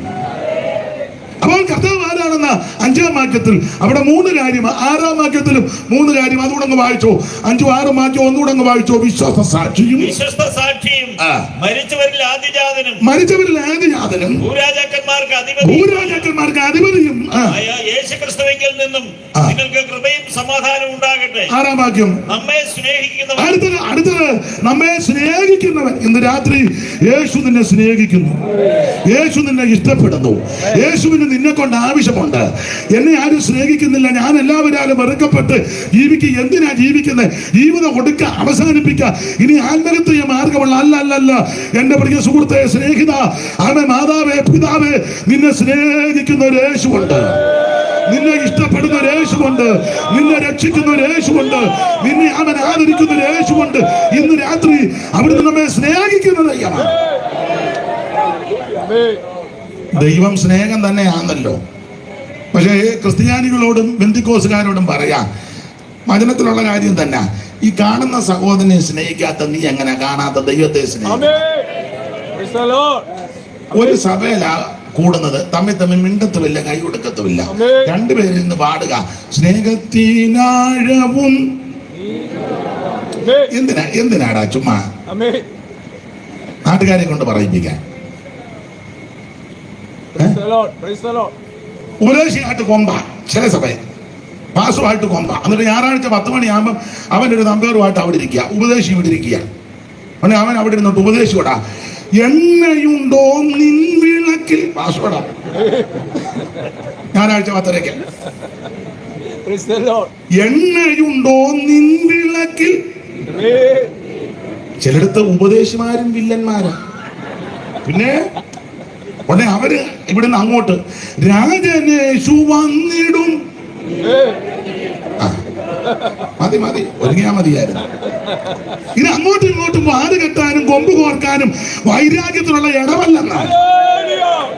എടാ, സഭായോഗം എന്തിനാന്ന് ചോദിച്ചാൽ കമ്മിറ്റി കൂടാനോ, ബഹളം ഉണ്ടാക്കാനോ, അടിപിടി ഉണ്ടാക്കാനോ, വാക്കേറ്റം ഉണ്ടാക്കാനോ, അങ്ങോട്ടും ഇങ്ങോട്ടും നടക്കാനുള്ള സ്ഥലമല്ല സഭായോഗം. എടാ വിവരദോഷി, ഒരു കാര്യം പറയാ, സഭായോഗം എന്തിനാന്ന് ചോദിച്ചാൽ ഒരാഴ്ച മുഴുവൻ ദൈവം നിന്നെ സൂക്ഷിച്ചു.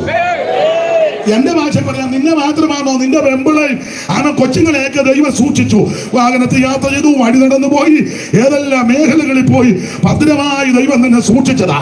ആ ദൈവത്തിന് ഒന്നിച്ചു വന്ന് നന്ദിയും മഹത്വവും സ്തോത്രവും അർപ്പിക്കാനുള്ള സമയമാണ് സഭായോഗം. അവിടെ സഭയ്ക്കകത്ത് നീ വഴക്കുണ്ടാക്കിയാൽ നിന്റെ ചെറുകുടലിനെ ദൈവം പിടിക്കും. നീ ഞായറാഴ്ച വരുന്നത്, ഇന്ന് ഞാൻ 2 കാര്യം പറഞ്ഞേച്ചേ, നിന്റെ ആമാശയത്തിൽ ദൈവം പിടുത്തം കൂടും. ആ തന്തയ്ക്ക് പൂട് വെച്ച് കൊടുക്കുന്ന തങ്കമ്മേ നിന്നെയും പിടിക്കും. നീ വീട്ടിൽ വെച്ചേ പറയും, അച്ചായനിത് പറഞ്ഞോ, എടാ കുച്ചായ, എവള് പറയുന്ന കേട്ടോണ്ട് നീ ചാടരുത്. സ്തോത്രം. സഭായം എന്തിനാന്ന് ചോദിച്ചാൽ, ഒരാഴ്ച മുഴുവൻ ദൈവം നിന്നെ സൂക്ഷിച്ചു, ഒരാഴ്ച മുഴുവൻ ദൈവം നിന്നെ പരിപാലിച്ചു, ഒരാഴ്ച മുഴുവൻ കർത്താവ് നിന്നെ കാത്തു.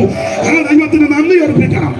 അപകടങ്ങൾ, അനർത്ഥങ്ങൾ, ആപത്തുകൾ പണിയിരുന്നപ്പോ സങ്കീർത്തനക്കാരൻ പാടുന്നത് പോലെ നിന്റെ കാലിന് വീഴ്ചയിൽ നിന്നും, നിന്റെ പ്രാണനും അന്നത്തിൽ നിന്നും, നിന്റെ കണ്ണിനെ കണ്ണുനീരിന് വിടുവിച്ച നിന്റെ ദൈവത്തിന് നന്ദി അർപ്പിക്കുക. ഒരാഴ്ച മുഴുവൻ ദൈവം തന്നെ സൂക്ഷിച്ചു. അപകടങ്ങൾ, അനർത്ഥങ്ങൾ വിടുവിച്ചു. മാറാരോഗങ്ങൾ, തീരാവ്യാധികൾ, കെടുതികൾ വരാമായിരുന്നു. ദൈവം നിന്നെ വിടുവിച്ചു, ദൈവം നിന്നെ പരിപാലിച്ചു. ദൈവത്തിന് നന്ദി അർപ്പിക്കുക. ദൈവത്തിന് മഹത്വം, ദൈവത്തിന് മഹത്വം. മൗനമായിട്ടിരിക്കാതെ ദൈവത്തിന് മഹത്വം കൊടുക്കുക. ഓ ദൈവത്തിന് മഹത്വം, ദൈവത്തിന് മഹത്വം, ദൈവത്തിന്റെ കരുണ, ദൈവത്തിന്റെ കൃപ, ദൈവത്തിന്റെ ദയ. ഓ സ്തോത്രം ചെയ്തി. അവൻ നല്ലവനല്ലോ, അവന്റെ ദയ എന്തായിട്ടുള്ളത്. ഏകനായി മതാത്ഭുതങ്ങളെ പ്രവർത്തിക്കുന്നത് അവൻ നല്ലവനല്ലോ, അവന്റെ ദയ എന്തായിട്ടുള്ളത്. നമ്മുടെ താഴ്ചയിൽ നമ്മെ ഓർത്തവൻ അവൻ നല്ലവനല്ലോ, അവന്റെ ദയ എന്തായിട്ടുള്ളത്. സകല ജഗത്തിനുമായോരെന്തെഴുതുവൻ അവൻ നല്ലവനല്ലോ, അവന്റെ ദയ എന്തായിട്ടുള്ളത്. ഇന്ന് രാത്രി ദൈവത്തിന്റെ ഭയങ്കരെ ദൈവത്തിന് മഹത്വം കൊടുക്കാൻ നിന്റെ പ്രാണനെ രക്ഷിച്ചു. ഇന്ന് രാത്രി കയ്യും കെട്ടി വായും കൂട്ടി ഇന്ന് രാത്രി ദൈവത്തിന് മഹത്വം കൊടുക്കാൻ ദൈവത്തിന് മഹത്വം, ദൈവത്തിന് മഹത്വം, ദൈവത്തിന് മഹത്വം, ദൈവത്തിന് മഹത്വം, ദൈവത്തിന് മഹത്വം.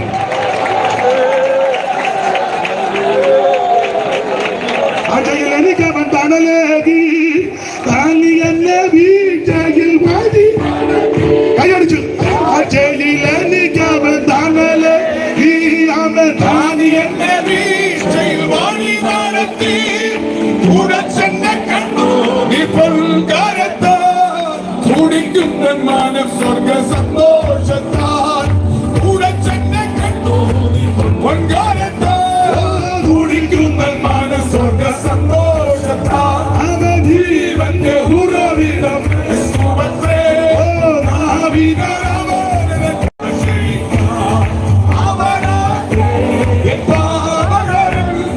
ജീവനാലെന്നെയും എടുത്തു. ജീവനാലെന്നെയും വീണ്ടെടുത്തു. കരകനതാഴിയിൽ മലയോരേ കരുണയ കരകനതാഴിയിൽ മലയോരേ കരുണയ കാശിക്കും.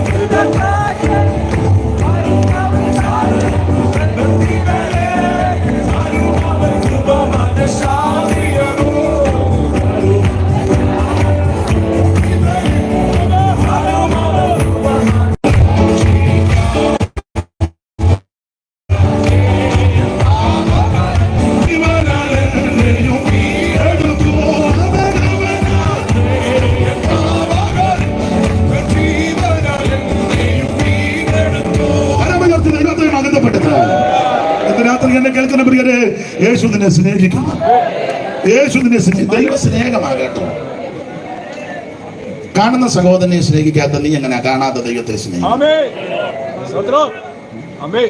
ഒരമ്മയുടെ വയറ്റിൽ നിന്ന് ഇറങ്ങിയതാ, തമ്മിൽ തമ്മിൽ മിണ്ടത്തുമില്ല, സ്നേഹിക്കത്തുമില്ല, പിന്നെ എങ്ങനെ ദൈവത്തെ സ്നേഹിക്കുന്നത്? ഒരു സഭയിലായിരുന്നു ആരാധിക്കുന്നത്. ചില വീട്ടിൽ പ്രാർത്ഥന വെച്ചാൽ പോകുകയല്ല. നീ ദൈവത്തെ കളിപ്പിക്കാൻ ഇറങ്ങിയതാ. നിന്നെ പോലെ ഒരു എന്തുവാ ഞാൻ പറയുന്നത്? പറയുന്നില്ല, പറഞ്ഞാൽ പിന്നെ ചിലപ്പോൾ അച്ഛൻ പറഞ്ഞു പറയാതിരിക്കുന്ന നല്ലത്. വേഷം കിട്ടരുത്. സ്തോത്രം. ഈ ദൈവസ്നേഹത്തിന്റെ ഒരു പ്രത്യേകത, ഒരു ദൈവദാസൻ പറഞ്ഞത് ഞാൻ കടമെടുക്കുക എന്റേതല്ല. അപ്പൊ അദ്ദേഹം ഒരിക്കൽ പ്രസംഗിച്ചപ്പോൾ ഞാൻ കേട്ടതാണ്, ഈ ശരിയായ ദൈവസ്നേഹം ആരുടെ ഉള്ളിലില്ലെന്ന്. ആരുടെ ഇല്ലെന്ന് തീർത്ത് പറയുന്നില്ല, 99% ആൾക്കാരുടെ ഉള്ളിൽ ഇല്ല. 99 അല്ല, ഞാൻ വേണേ പഴയ കണക്ക് പറയാം. 99 അരയല്ല കാല്. 99 കാലരക്കാൽ മുക്കാൽ മാകാണി മുണ്ടാണി. ഇത് ഞാൻ പറയുന്നതിന് കുഴപ്പമില്ലല്ലോ, പഴയ കണക്കാ. അണ്ട പുറകിരിക്കുന്ന അമ്മയ്ക്ക് അറിയാം മാകാണി മുണ്ടാണി കണക്ക്. അമ്മ കണ്ണാടി വെച്ച് ഇരിക്കുന്നു, ആണ്ട് ചട്ടക്കാരി അമ്മ. ഇപ്പൊ ഇത്രയൊക്കെ കാണാനില്ല, ദൈവം ദീർഘായുസ് തരട്ടെ. ചാട്ടക്കാരി അമ്മയല്ല, ചട്ട.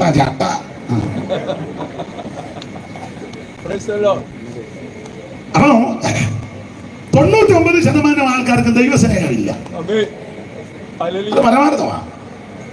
പിന്നെ അദ്ദേഹം പറഞ്ഞതാ ദൈവസ്നേഹമില്ല. പിന്നെ സ്നേഹം പോലെ ഒരു സാധനം എല്ലാവരുടെയും കയ്യിൽ ഉണ്ട്, നമ്മുടെയൊക്കെ കയ്യിലായിരിക്കുന്നത്. സ്നേഹമല്ല, പിന്നെ സ്നേഹം പോലെ ഒരു സാധനം. അപ്പം അദ്ദേഹം അതിന് കൊടുത്ത പേരാണ് ഇഷ്ടം. എന്ന് പറഞ്ഞാൽ അതിന്റെ പ്രത്യേകത, എന്നോട് ഇഷ്ടമാണെങ്കിൽ എനിക്കും ഇഷ്ടം, നിങ്ങളോട് ഇഷ്ടമാണെങ്കിൽ നിങ്ങൾക്കും. പക്ഷേ ദൈവസ്നേഹമില്ല. സ്നേഹം പോലൊരു സാധനം അതാ എല്ലാവരുടെയും കയ്യിലിരിക്കും, നിങ്ങളുടെ എല്ലാം കയ്യിൽ അതാ ഇഷ്ടം, അതാ എല്ലാവരുടെയും കയ്യിൽ ഇരിപ്പ് കാണുമ്പോൾ അറിയാം. എന്നാൽ ദൈവസ്നേഹത്തിന്റെ പ്രത്യേകത ഇങ്ങനെ, എന്നെ ഇഷ്ടപ്പെട്ടില്ലെങ്കിൽ ഞാൻ ഇഷ്ടപ്പെടും, എന്നെ സ്നേഹിച്ചില്ലെങ്കിൽ ഞാൻ സ്നേഹിക്കും. അതാ ദൈവസ്നേഹം. അല്ല തെളിവ്, ഒരു കാലത്ത് എനിക്ക് നിങ്ങൾക്ക് ഈ മാർഗം ഇഷ്ടമല്ലായിരുന്നല്ലോ. സുവിശേഷം പറയാൻ വന്നപ്പം, ലഘുലേഖ തരാൻ വന്നപ്പം, യേശുവിനെ പറ്റി പറയാൻ വന്നപ്പം നമ്മൾ തട്ടിക്കളഞ്ഞ ചോടിയതാണ്. എന്റെ ഭാഷ പറഞ്ഞ പുറങ്കാലിന് അടിച്ചേച്ച് നമ്മുടെ വഴിക്ക് നമ്മൾ ഓടിപ്പോയതാ. സുവിശേഷം കേൾക്കാൻ നേരത്ത്, പറയാൻ നേരത്ത് വന്ന സമയത്ത് ലഘുലേഖ നിന്നപ്പോൾ പറഞ്ഞവനെ പള്ളും പറഞ്ഞ് പുറങ്കാലിന് അടിച്ചേച്ച് ഓടി. അപ്പോൾ ഓടിയവൻ അതിനെ അങ്ങ് ഓടിപ്പോകട്ടെന്ന് യേശു വിചാരിച്ചില്ല. നീ ഓടിപ്പോയ നിന്റെ പിന്നാലെ നിന്നെ തേടി വന്നു. അതാ ദൈവസ്നേഹം. നിനക്ക് ഇഷ്ടമില്ലാതിരുന്നിട്ടും, നീ താല്പര്യപ്പെടാതിരുന്നിട്ടും, നീ തിരസ്കരിച്ചപ്പോഴും വേണ്ടാന്ന് വെച്ചപ്പോഴും പോയവൻ അതിലേ അങ്ങ് പൊക്കോട്ടെന്നോർത്ത് പോയില്ല. നീ പോയ പിന്നാലെ, ഞാനും നിങ്ങളും പോയ പിന്നാലെ നമ്മളെ തേടി വന്ന ദൈവസ്നേഹം. അതാ ദൈവസ്നേഹം.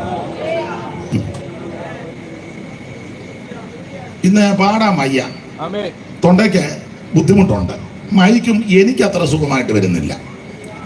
എനിക്കത് പറയാനും അറിയാൻ മേല, എൻ്റെ തൊണ്ടയ്ക്കും കുഴപ്പമുണ്ട്. എങ്കിലും ഒരു പാട്ടിന്റെ ഒരു വരിയുണ്ട്, അനുപമ സ്നേഹത്തിൻ ആഴവും ഉയരവും, അനുപമ സ്നേഹത്തിൻ ആഴവും ഉയരവും, അകലവും നീളവും അറിയുവാൻ കൊതിക്കുന്നേ, അകലവും നീളവും അറിയുവാൻ കൊതിക്കുന്നേ. ശ്രീയേശുനാഥനിൻ സ്നേഹം സ്വർഗമോടി വെടിഞ്ഞു എന്നെ തേടി തരയിൽ വന്ന ശ്രീയേശുനാഥനിൻ സ്നേഹം. അപ്പോൾ സ്വർഗമഹിമകൾ വെടിഞ്ഞ് ഈ തകര ലോകത്തിലേക്ക് വന്ന സ്നേഹം. ഒരു കാര്യം കൂടെ പറഞ്ഞേച്ചാൽ ഭാഗം വിടാം. ഈ ദൈവസ്നേഹം ഒരു വ്യക്തിയുടെ അകത്ത് വന്നാൽ, നിങ്ങളെല്ലാം ദൈവസ്നേഹമുള്ളവരല്ലേ? ഇല്ലേ? എന്തുവാ അച്ഛാ എന്തുവാ? ഓ ആ, ചൂട് കാരണം വെള്ളം കുടിച്ചേ ഒക്കുള്ളൂ. അപ്പൊ ശ്രദ്ധിക്കുക, ഈ ദൈവസ്നേഹം എല്ലാവരുടെ ഉള്ളിലുണ്ട്, അറിയാം, ഇരിപ്പ് കാണുമ്പോ അറിയാം. ഈ ദൈവസ്നേഹം അകത്തോട്ട് വന്നാൽ ഒരു പ്രത്യേകത നമുക്ക് നമുക്കെല്ലാം ദൈവസ്നേഹം ഉണ്ടല്ലോ അല്ലേ? ഇല്ലേ? എന്തായാലും പറ. ഉണ്ട് ഉണ്ട് ഉണ്ട്. കൊച്ചുമാനെ ഇല്ലയോ? ഉണ്ട് ഇല്ലേ? ഉണ്ട്. എനിക്കും ഉണ്ട്, നിങ്ങൾക്കും എല്ലാം ഉണ്ട്. ഇന്ത്യ ഇവിടുത്തെ സെക്രട്ടറി പുള്ളി പോയ ദൈവസ്നേഹമില്ലേ? ഉണ്ട്. പ്രഷാറ് സ്നേഹമുണ്ട്, സ്നേഹം എല്ലാവർക്കും ഉണ്ട്, എനിക്കും ഉണ്ട്. ഈ ദൈവസ്നേഹം ഉണ്ടോ ഇല്ലയോ എന്ന് തെളിയിക്കാൻ പോവുക. ഈ ദൈവസ്നേഹം അകത്തോട്ട് വന്നാൽ ഒന്നാം പ്രതി ഞാനാ. ഈ ദൈവസ്നേഹം അകത്തോട്ട് വന്നാൽ ഒരു പ്രത്യേകത, വല്ലതും കൊടുക്കാൻ തോന്നും. കൊടുക്കാൻ തോന്നും. ദൈവസ്നേഹം അകത്തോട്ട് വന്നാൽ കൊടുക്കാൻ തോന്നും. പക്ഷെ നമുക്ക് പലതും എടുക്കാനാ തോന്നുന്നത്. അത് ഇരിപ്പ് കാണുമ്പോ അറിയാം. പക്ഷെ ദൈവസ്നേഹം ഒരു വ്യക്തിയുടെ അകത്ത് വന്നാൽ കൊടുക്കാൻ തോന്നും. കൊടുക്കാൻ നമുക്ക് വർഷങ്ങളായിട്ട് അകത്ത് സ്നേഹമുണ്ട്. പക്ഷെ ഈ സ്നേഹം കൂടുന്നോറും മറ്റവന്റെ ഇങ്ങോട്ട് എടുക്കാനാ. പക്ഷെ ശരിയായ ദൈവസ്നേഹം അകത്ത് കയറിയാ കൊടുക്കാൻ തോന്നും. അതിന് ഏറ്റവും വലിയ തെളിവ് പിതാവായ ദൈവത്തിന് മനുഷ്യവർഗത്തോട് സ്നേഹം തോന്നും. സ്വർഗീയ പിതാവ് ദൈവം തമ്പുരാൻ മനുഷ്യവർഗത്തെ സ്നേഹിച്ചു. അപ്പൊ സ്നേഹിച്ചപ്പോൾ പിതാവിന്റെ ഹൃദയത്തിൽ ഞാൻ സ്നേഹിക്കുന്ന, ഞാൻ ഇഷ്ടപ്പെടുന്ന മനുഷ്യവർഗത്തിന് എന്തെങ്കിലും കൊടുക്കണം. എന്തോ കൊടുക്കും. എന്തെങ്കിലും ഒന്ന് കൊടുത്ത് ഉഴപ്പാനല്ല, ഏറ്റവും നല്ലതിനെ കൊടുക്കണം. അതിനതിന്റെ അരുമ പുത്രനാകുന്ന യേശുവിനെ കൊടുത്തു. അതിന് ഏറ്റവും വലിയ തെളിവ് 16-ാം വാക്യമാ, 3:16 യോഹന്നാൻ. തന്റെ ഏകജാതനായ പുത്രനിൽ വിശ്വസിക്കുന്ന ഏവനും, തന്റെ ഏകജാതനായ പുത്രനിൽ വിശ്വസിക്കുന്ന ഏവനും, ഹൈന്ദവനോ മുസ്ലിമോ ബുദ്ധനോ ജൈനനോ പാഴ്സിയോ അവൻ നാമതയ ക്രിസ്ത്യാനിയോ അവൻ സ്വന്തം നിരീശ്വരവാദി ആരുമാകട്ടെ, അവൻ അവരെ എല്ലാം ദൈവം സ്നേഹിക്കുന്നു. തന്റെ ഏകജാതനായ പുത്രനിൽ വിശ്വസിക്കുന്ന ഏവനും നശിച്ചു പോകാതെ നിത്യജീവൻ പ്രാപിക്കേണ്ടതിന് ദൈവം അവനെ നൽകുവാൻ തക്കവണ്ണം ലോകത്തെ സ്നേഹിച്ചു. തെളിഞ്ഞല്ലോ. ഈ ലോകം എന്നുള്ളത് മനുഷ്യവർഗത്തെ കാണിക്കുന്നതാ. ഈ ചരാചരങ്ങളോ ഭൂചര കേചര വസ്തുക്കളല്ല, മനുഷ്യവർഗത്തെ ദൈവം സ്നേഹിച്ചപ്പോൾ ആ സ്നേഹനിധിയായ ദൈവത്തിന്റെ ഉള്ളിൽ തോന്നി താൻ സ്നേഹിക്കുന്ന മനുഷ്യവർഗത്തിന് എന്തെങ്കിലും കൊടുക്കണം. എന്തായാലും ഒന്ന് കൊടുത്ത് ഒപ്പിക്കാനല്ല, ഏറ്റവും നല്ലതിനെ കൊടുക്കണം. അതുകൊണ്ടാണ് തന്റെ അരിമ സൂര്യനെ ഈ ഭൂമിയിലേക്ക് അയച്ചു തന്നത്. ഇന്ന് രാത്രി യേശു നിന്നെ സ്നേഹിക്കുന്നു, യേശു നിന്നെ ഇഷ്ടപ്പെടുന്നു, ദൈവം നിന്നെ സ്നേഹിക്കുന്നു. ദൈവം സ്നേഹമാണ്. 5 പൈസ മുടക്കണ്ട, അരക്കാശ് മുടക്കണ്ട, ഹൃദയം കർത്താവിന് കൊടുത്താൽ മതി. യേശുവേ, ഞാനൊരു പാപിയാ, എന്നെ രക്ഷിക്കണം. ഞാൻ എപ്പോഴും പറയും, യേശു ക്രിസ്തു ഒരു വിഭാഗത്തിന്റെ മതത്തിന്റെ ദൈവമല്ല, അവിടുന്ന് മുഴുലോകത്തിന്റെ ദൈവമാ. ഏത് മതത്തിലോ കുലത്തിലോ കുടുംബത്തിലോ നിറത്തിലോ നിലവാരത്തിൽപ്പെട്ടവർക്ക് യേശുവിനെ അറിയാം, ആരാധിക്കാം, സേവിക്കാം, സ്നേഹിക്കാം. ഇത് കാശ് കൊടുത്തൊന്നും ആളിനെ കൂട്ടുകയില്ല. അങ്ങനെയൊക്കെ ചില ആൾക്കാർ പറയുന്നു, കാശും കഞ്ഞിയും കൊടുത്ത് കൊല നല്ല ജയിലായി. മിക്കതും ഗതികേടാ. ഇവിടെ സ്വോത്രാഴ്ച ഇല്ലായിരുന്നു തോന്നുന്നു. ഇനി അടുത്ത കാലത്ത് പോയിട്ട് ആദ്യമായിട്ടാണ് തോന്നുന്നു സ്വോത്രാഴ്ച ഇല്ലാത്തൊരു കൺവെൻഷൻ. ഉച്ചടത്തും ഇല്ലായിരുന്നു, അവിടെ ഇല്ലായിരുന്നു തോന്നുന്നു. ആടെ ചിലർക്കേലും ആ വെളിപ്പാട്.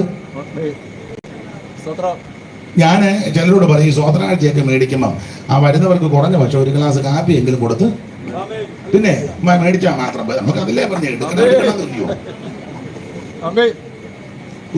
ഞാൻ ന്യായമായ കാര്യം എനിക്കത് പറയരുതോ, മറ്റേ പറയരുതെന്നാ ഞാൻ പറഞ്ഞേ. ഇത് ന്യായമായ കാര്യമാണ്. ഇതെല്ലാം മേടിച്ചേ സെക്രട്ടറിയും ട്രഷാറും എല്ലാം കൂടെ എണ്ണുകയല്ലേ. എണ്ണുമ്പോ ഒരു ഗ്ലാസ് കാപ്പിയും കൂടെ. പ്രായമുള്ള അപ്പന്മാരും അമ്മമാരും ഒക്കെ ദൂരെ നിന്നൊക്കെ വരുന്നവർ നടന്ന് ക്ഷീണിച്ചൊക്കെ ആയി വന്ന് കുത്തിയിരിക്കുന്ന അപ്പം മേടിക്കുന്നുണ്ടെങ്കിൽ പിന്നെ ഇതൊക്കെ ന്യായമായ കാര്യമാണ്. സ്തോത്രം. ഞാൻ അതൊന്നും പറഞ്ഞ ആർക്കും ഇഷ്ടമല്ല. സ്തോത്രം. ദൈവസ്നേഹം അകത്ത് കയറിയാൽ കൊടുക്കാൻ തോന്നും. കൊടുക്കണം, കൊടുക്കണം, എടുക്കുകയല്ല, കൊടുക്കണം. കാൽവരിയിൽ നമുക്ക് വേണ്ടി തന്റെ മകനെ തന്നു. നമ്മെ സ്നേഹിച്ചത് കൊണ്ടാണ്. യേശുവിനെ രക്ഷിതാവായി സ്വീകരിക്കണം. മറ്റൊരുത്തനും രക്ഷയില്ല. യേശു ക്രിസ്തു മാത്രമാണ് രക്ഷകൻ. 5 പൈസ മുടക്കണ്ട, അര കാശ് മുടക്കണ്ട, അര മൈൽ നടക്കണ്ട, ഭൗതിക വസ്തുക്കൾ ഒന്നും കൊണ്ട് കൊടുക്കണ്ട. ഇരിക്കുന്ന ഇരിപ്പിലിരുന്ന് ഹൃദയം കർത്താവിന് കൊടുക്ക്. എന്റെ യേശുവേ, എന്നെ രക്ഷിക്കണം, എന്റെ ഉള്ളത്തിലേക്ക് വരണം, അവിടുത്തെ മകനാക്കി, മകളാക്കി, പൈതലാക്കി എന്നെ തീർക്കണമെന്ന് ഇന്ന് രാത്രി ആര് പ്രാർത്ഥിക്കും അവരെ യേശു രക്ഷിക്കും. അവിടുന്ന് രക്ഷിപ്പാൻ കഴിവുള്ളവനെ. ഞാൻ ഇങ്ങനെ പറഞ്ഞ ഒത്തിരി കാര്യം പറയും. നമ്മൾ വായിച്ച വാക്യത്തോട് കൂറ് പുലർത്തണം. ആ 3-ാം അധ്യായത്തിന്റെ 20-21 വാക്യമാണല്ലോ നമ്മൾ വായിച്ചത്. അതിൽ 2 കാര്യമാണ്. ഒന്ന്, വാതിക്കൽ നിന്ന് മുട്ടുന്നു. വാതിക്കൽ. ഈ വാതിക്കൽ ഒത്തിരി കാര്യങ്ങളുണ്ട്. ഉൽപ്പത്തി പുസ്തകം 4-ാം അധ്യായത്തിന്റെ 7-ലുണ്ട്, വാതിക്കൽ പാപം കിടക്കുന്നു, അതിന്റെ ആഗ്രഹം നിന്നോടാ, നീ അതിനെ ജയിച്ചു കീഴടക്കണം. ഇന്ന് രാത്രി ആ പാപത്തിൽ നിന്ന് മോചനം പ്രാപിക്കുവാൻ ഒറ്റ മാർഗമേ ഉള്ളൂ, യേശു ക്രിസ്തുവിന്റെ പരിശുദ്ധ രക്തം, നിർമ്മല രക്തം, വലിയേറിയ രക്തം, ഗുണകരമായി സംസാരിക്കുന്ന പുണ്യാക രക്തം, യേശു ക്രിസ്തുവിന്റെ രക്തം സകല പാപങ്ങളും പോക്ക് നമ്മെ ശുദ്ധീകരിക്കും. എല്ലാ ഭാഗത്തേക്കും പോകുന്നില്ല. ദൈവത്തിന്റെ മകത്ത വെളിപ്പാട് പുസ്തകം യാക്കോബിന്റെ ലേഖനം പഠിക്കുമ്പോൾ വാതിക്കൽ ന്യായാധിപതി നിൽപ്പുണ്ട്. വാതിക്കൽ 5:9 അല്ലയോ തോമസ് കുട്ടിക്ക? യാക്കോബ് 5:9 തോന്നുന്നു. ആണോ സഹോദരന്മാരെ? വിധിക്കപ്പെടാതിരിപ്പാൻ ഒരുവന്റെ നേരെ ഒരുവൻ ഞരങ്ങിപ്പോകരുത്. ന്യായാധിപതി വാതിക്കൽ നിൽക്കുന്നു. ഇന്ന് രാത്രി ഒന്ന്, വാതിക്കൽ പാപം കിടക്കുന്നു, അതിന്റെ ആഗ്രഹം നിന്നോടാ, നീ അതിനെ ജയിച്ച് കീഴടക്കണം. ജയിക്കണമെങ്കിൽ ജയിച്ചവന്റെ കൂടെ നിൽക്കണം. ജയിച്ചവൻ യേശുവാ. യേശുവിന്റെ കൂടെ നിന്നാൽ നിനക്കതിനെ ജയിക്കാം. ആ പാപത്തിന്റെ മേൽ ഇന്ന് രാത്രി ജയമെടുക്കണം. 2, വാതിക്കൽ ന്യായാധിപതി. എന്നെ കേൾക്കുന്ന പ്രിയരെ, ന്യായം വിധിക്കുന്ന ഒരു ദൈവമുണ്ട്. അതുകൊണ്ട് എന്നെ കേൾക്കുന്നവരോട് പറയാം, കൈയൊക്കെ വെടിപ്പാടിക്കണം. നീതിക്ക് നിരക്കാത്ത കാര്യത്തിൽ പോയി ഇടപെടരുത്. ഞാൻ മിക്കയിടത്തും പറയും, സഹോദരങ്ങൾക്കൊക്കെ കൊടുക്കാനുള്ളതൊക്കെ കൃത്യം കൊടുക്കണം. ഓഹരി വെക്കുമ്പോഴേ ഭാഗോടമ്പടി ചേട്ടന്റെ അനിയനെ ഒന്നും അടിച്ചു മാറ്റരുത്, കള്ളയാധാരം ഉണ്ടാക്കരുത്, വെണ്ടറെ പോയി കണ്ടേച്ചേ, കോള് കൊള്ളിച്ച് എഴുതിക്കോളാൻ. ചേട്ടനും അനിയനും ഒക്കെ പെങ്ങൾക്കൊക്കെ കൊടുക്കാനുണ്ടെങ്കിൽ അതെല്ലാം ഒന്നും കൊടുക്കാതെ സൂത്രത്തിൽ അടിച്ചു മാറ്റി നീ പെന്തിക്കോസ് വന്ന് തമ്പേറ് തല്ലി പൊട്ടിക്കരുത്. ആയുധ കമത്തിട്ട് അങ്ങ് അടിക്കുക, തീ എത്തിക്കുക, മിക്കവാറും നിന്നെ കത്തിക്കും. ന്യായാധിപതി വാതൊക്കെ നിപ്പുണ്ട്, സൂക്ഷം നിന്നെ കത്തിക്കും. കൊടുക്കാൻ കൈ വെടിപ്പായിരിക്കണം. വെടിപ്പുള്ള കൈയും നിർമ്മല ഹൃദയവും. നീതിക്ക് നിരക്കാത്ത ഒരു കാര്യത്തിൽ ഇടപെടരുത്. മാതാപിതാക്കളുണ്ടെങ്കിൽ അവരെ ശുശ്രൂഷിക്കണം, അവരെ ബഹുമാനിക്കണം. അപ്പനും അമ്മയ്ക്കും വെള്ളം കൊടുക്കാതെ ഉപവാസ പ്രാർത്ഥന വെച്ചാലൊന്നും പറ എന്നാ ഇങ്ങനെ പമിയിരിക്കുന്നേ. അപ്പനും അമ്മയ്ക്കും വെള്ളം കൊടുക്കാതെ നീ ഉപവാസ പ്രാർത്ഥന വെച്ചത് കൊണ്ടോ കൺവെൻഷൻ നടത്തിയത് കൊണ്ടോ ഫയർ കോൺഫറൻസ് ആ തീ നിന്റെ മണ്ടേ വീഴും. ന്യായാധിപതി വാദക്കൽ നിപ്പുണ്ട്. സ്തോത്രം. ക്ഷമിക്കണം, പൊറുക്കണം. അതാ ദൈവസ്നേഹത്തിന്റെ വിശേഷത. അവരുടെ ഭാഗത്തായിരിക്കും തെറ്റ്. നീ ദൈവപൈതലായതുകൊണ്ട് നീ ക്ഷമിക്കണം. നീ ക്ഷമിച്ചാൽ, വിനയപ്പെട്ടാൽ, വിധേയപ്പെട്ടാൽ നിനക്ക് നിന്റെ സന്തതിക്കും ഒരു ദോഷവും വരികയല്ല. നിന്നെ ഉയർത്തുന്ന ഒരു ദൈവമുണ്ട്. ന്യായാധിപതി വാദക്കൽ സകലത്തിന് ന്യായം വിധിക്കും ദൈവം. ഞാൻ ആ ഭാഗം അധികം എടുക്കുന്നില്ല. ഇന്ന് രാത്രി ഓർപ്പിക്കട്ടെ, ജയിക്കണം. എന്തിനെയൊക്കെ ജയിക്കണം? ഈ സഭയോട് ദൈവം ദൂത് പറയുമ്പോൾ ദൂതിന് ഞാൻ എപ്പോഴും പറയും, അടിസ്ഥാന തത്വങ്ങളുണ്ട്. ഏത് സഭയോടും കർത്താവ് ദൂത് പറഞ്ഞാൽ ദൂതിന് അടിസ്ഥാന തത്വം. ആ തത്വം ഇതാ: 1, സഭയ്ക്ക് തന്നെ ഒന്ന് പരിചയപ്പെടുത്തും. 2, അഭിനന്ദിക്കേണ്ട വിഷയമുണ്ടെങ്കിൽ ഒന്ന് അഭിനന്ദിക്കും. 3, ആക്ഷേപം വല്ലതും ഓർപ്പിക്കാനുണ്ടെങ്കിൽ പരിജ്ഞാനത്തോടെ കർത്താവ് ആക്ഷേപിക്കുകയും പിന്നെ ചെയ്യും. ഒരിക്കൽ ആക്ഷേപിച്ചല്ലോ, ഒരാൾ വന്ന് പറഞ്ഞു, എന്നെ രാധാവ് നിന്നെ വിളിക്കുന്നെന്ന്. അവൻ പറഞ്ഞു, എന്നാ ഞാൻ ഉടനെ വരിക എന്നല്ല പറഞ്ഞേ, കുറുക്കനോട് അങ്ങനെ പറഞ്ഞു. ആരാ? കുറുക്കൻ എന്ന് പറഞ്ഞാ അറിയാമല്ലോ, എന്റെ സ്വഭാവം അതാ. കുറുക്കൻ സ്വഭാവം വെച്ചാ പറഞ്ഞു. നിന്റെ കണ്ണ് എപ്പോഴും ഫിലിപ്പിന്റെ വീട്ടിലാ. ഫിലിപ്പിന്റെ പെമ്പള വണ്ടി എടുക്കുന്നുണ്ടോ? മനസ്സിലായി കാണും. അതുകൊണ്ടാ പറഞ്ഞ കുറുക്കനോട് അങ്ങനെ കർത്താവ് ആക്ഷേപിച്ചിട്ടുണ്ട്. അപ്പൊ 1, കർത്താവ് തന്നെ ഒന്ന് പരിചയപ്പെടുത്തും. 2, അഭിനന്ദനം ഉണ്ടെങ്കിൽ അത് കർത്താവ് ചെയ്യും. അഭിനന്ദിക്കും. ഞാന് ഈ കൊച്ചുമോനെയും സഹോദരിയൊക്കെ അഭിനന്ദിക്കാനുള്ളതിന്റെ ഒരു വസ്ത്രം ധരിച്ച് അവര് ശുശ്രൂഷയ്ക്ക് നിൽക്കുന്നു. അങ്ങനെയുള്ള ചിലരുണ്ട്. ചിലതിന് വെറും കാല് പറഞ്ഞ കുറെ എണ്ണമുണ്ട്. ഉണ്ട്. തലേ പോലും തുണിയിടുകയല്ല. പിന്നെ ഇപ്പൊ ആശ്വസിക്കുന്ന ദേഹത്തെങ്കിലും മണി ഉണ്ടല്ലോ. ഇനി ഈ പോക്കാ പോകുന്നെങ്കിൽ പണ്ട് ഉണ്ണുണ്ണി സാറ് പറഞ്ഞെന്നാ കേൾക്കുന്നത്. ഇത്രയും കൈയായിരുന്നു പണ്ട്. അത് കയറി ഇവിടെ വന്നപ്പം സാറപ്പച്ചൻ പറഞ്ഞെന്നാ കേട്ടത്. അയ്യോ, ഇത് ഇത്രയും വരുന്നതിന് മുന്നേ എന്നെ അങ്ങ് നിങ്ങൾ കേട്ടിട്ടില്ല അതൊന്നും? ഞാനും കേട്ടതാ. സ്തോത്രം. അങ്ങനെ യോഗ്യമായി വസ്ത്രമൊക്കെ ധരിച്ച് വളരെ മാന്യമായിട്ട് ശുശ്രൂഷിക്കുന്ന ചില പ്രിയപ്പെട്ടവരുണ്ട്. അവരെ ഓർത്ത് ദൈവത്തെ സ്തുതിക്കുന്നു. സ്തോത്രം. തന്റെ ഞാൻ കണ്ട് ഇവര് മൊബൈലിൽ കളിക്കുന്നൊന്നുമില്ല. ചില പാട്ടുകാരിൽ നിന്ന് മൊബൈലിൽ കളിയാ. നമ്മൾ പാട്ട് തപ്പുക, എന്തിനാ ഇതിനും വേണ്ട തപ്പുന്നത്? ആട്ടെ, ഞാൻ ഭാഗം വിടുക. അഭിനന്ദിക്കേണ്ട വിഷയം വരുമ്പോ കർത്താവ് പ്രചോദനാശമോനെ ജഡരക്തങ്ങളൊന്നും വലുത് വെളിപ്പെടുത്തിയത് സ്വർഗസ്ഥനായ പിതാവാ. അഭിനന്ദിച്ചു, ശാസിക്കുകയും ചെയ്തു. സാത്താൻ എന്നെ വിട്ടു പോകാൻ പറഞ്ഞു. അങ്ങനെയുണ്ട്. അപ്പൊ കർത്താവിന്റെ ഗുണഗണങ്ങളെ ഒന്ന് പൊതുവിൽ നിന്ന് പൊതു തത്വമാണ്, പരിചയപ്പെടുത്തും. 2 അഭിനന്ദനം. 3 ആക്ഷേപം വല്ലതുണ്ടെങ്കിലത്. 4 നന്നായിട്ട് ഇവരെ വിവേചിക്കും. 5 പ്രബോധനം. 6 മുന്നറിയിപ്പ്. 7 പ്രതിഫലം. ഈ സഭയ്ക്ക് ദൂത് പറയുമ്പോൾ ഈ അടിസ്ഥാന തത്വമുണ്ട്. ഈ ദൂത് പറയുമ്പോഴൊക്കെ തത്വമുണ്ട്. 90 വയസ്സുള്ള വല്യപ്പനോട് 12 വയസ്സുള്ള മകൻ ദൂത് പറയാ, മകനെ. ചില വല്യപ്പന്മാർക്കും വെളിവിൽ ഉടനെ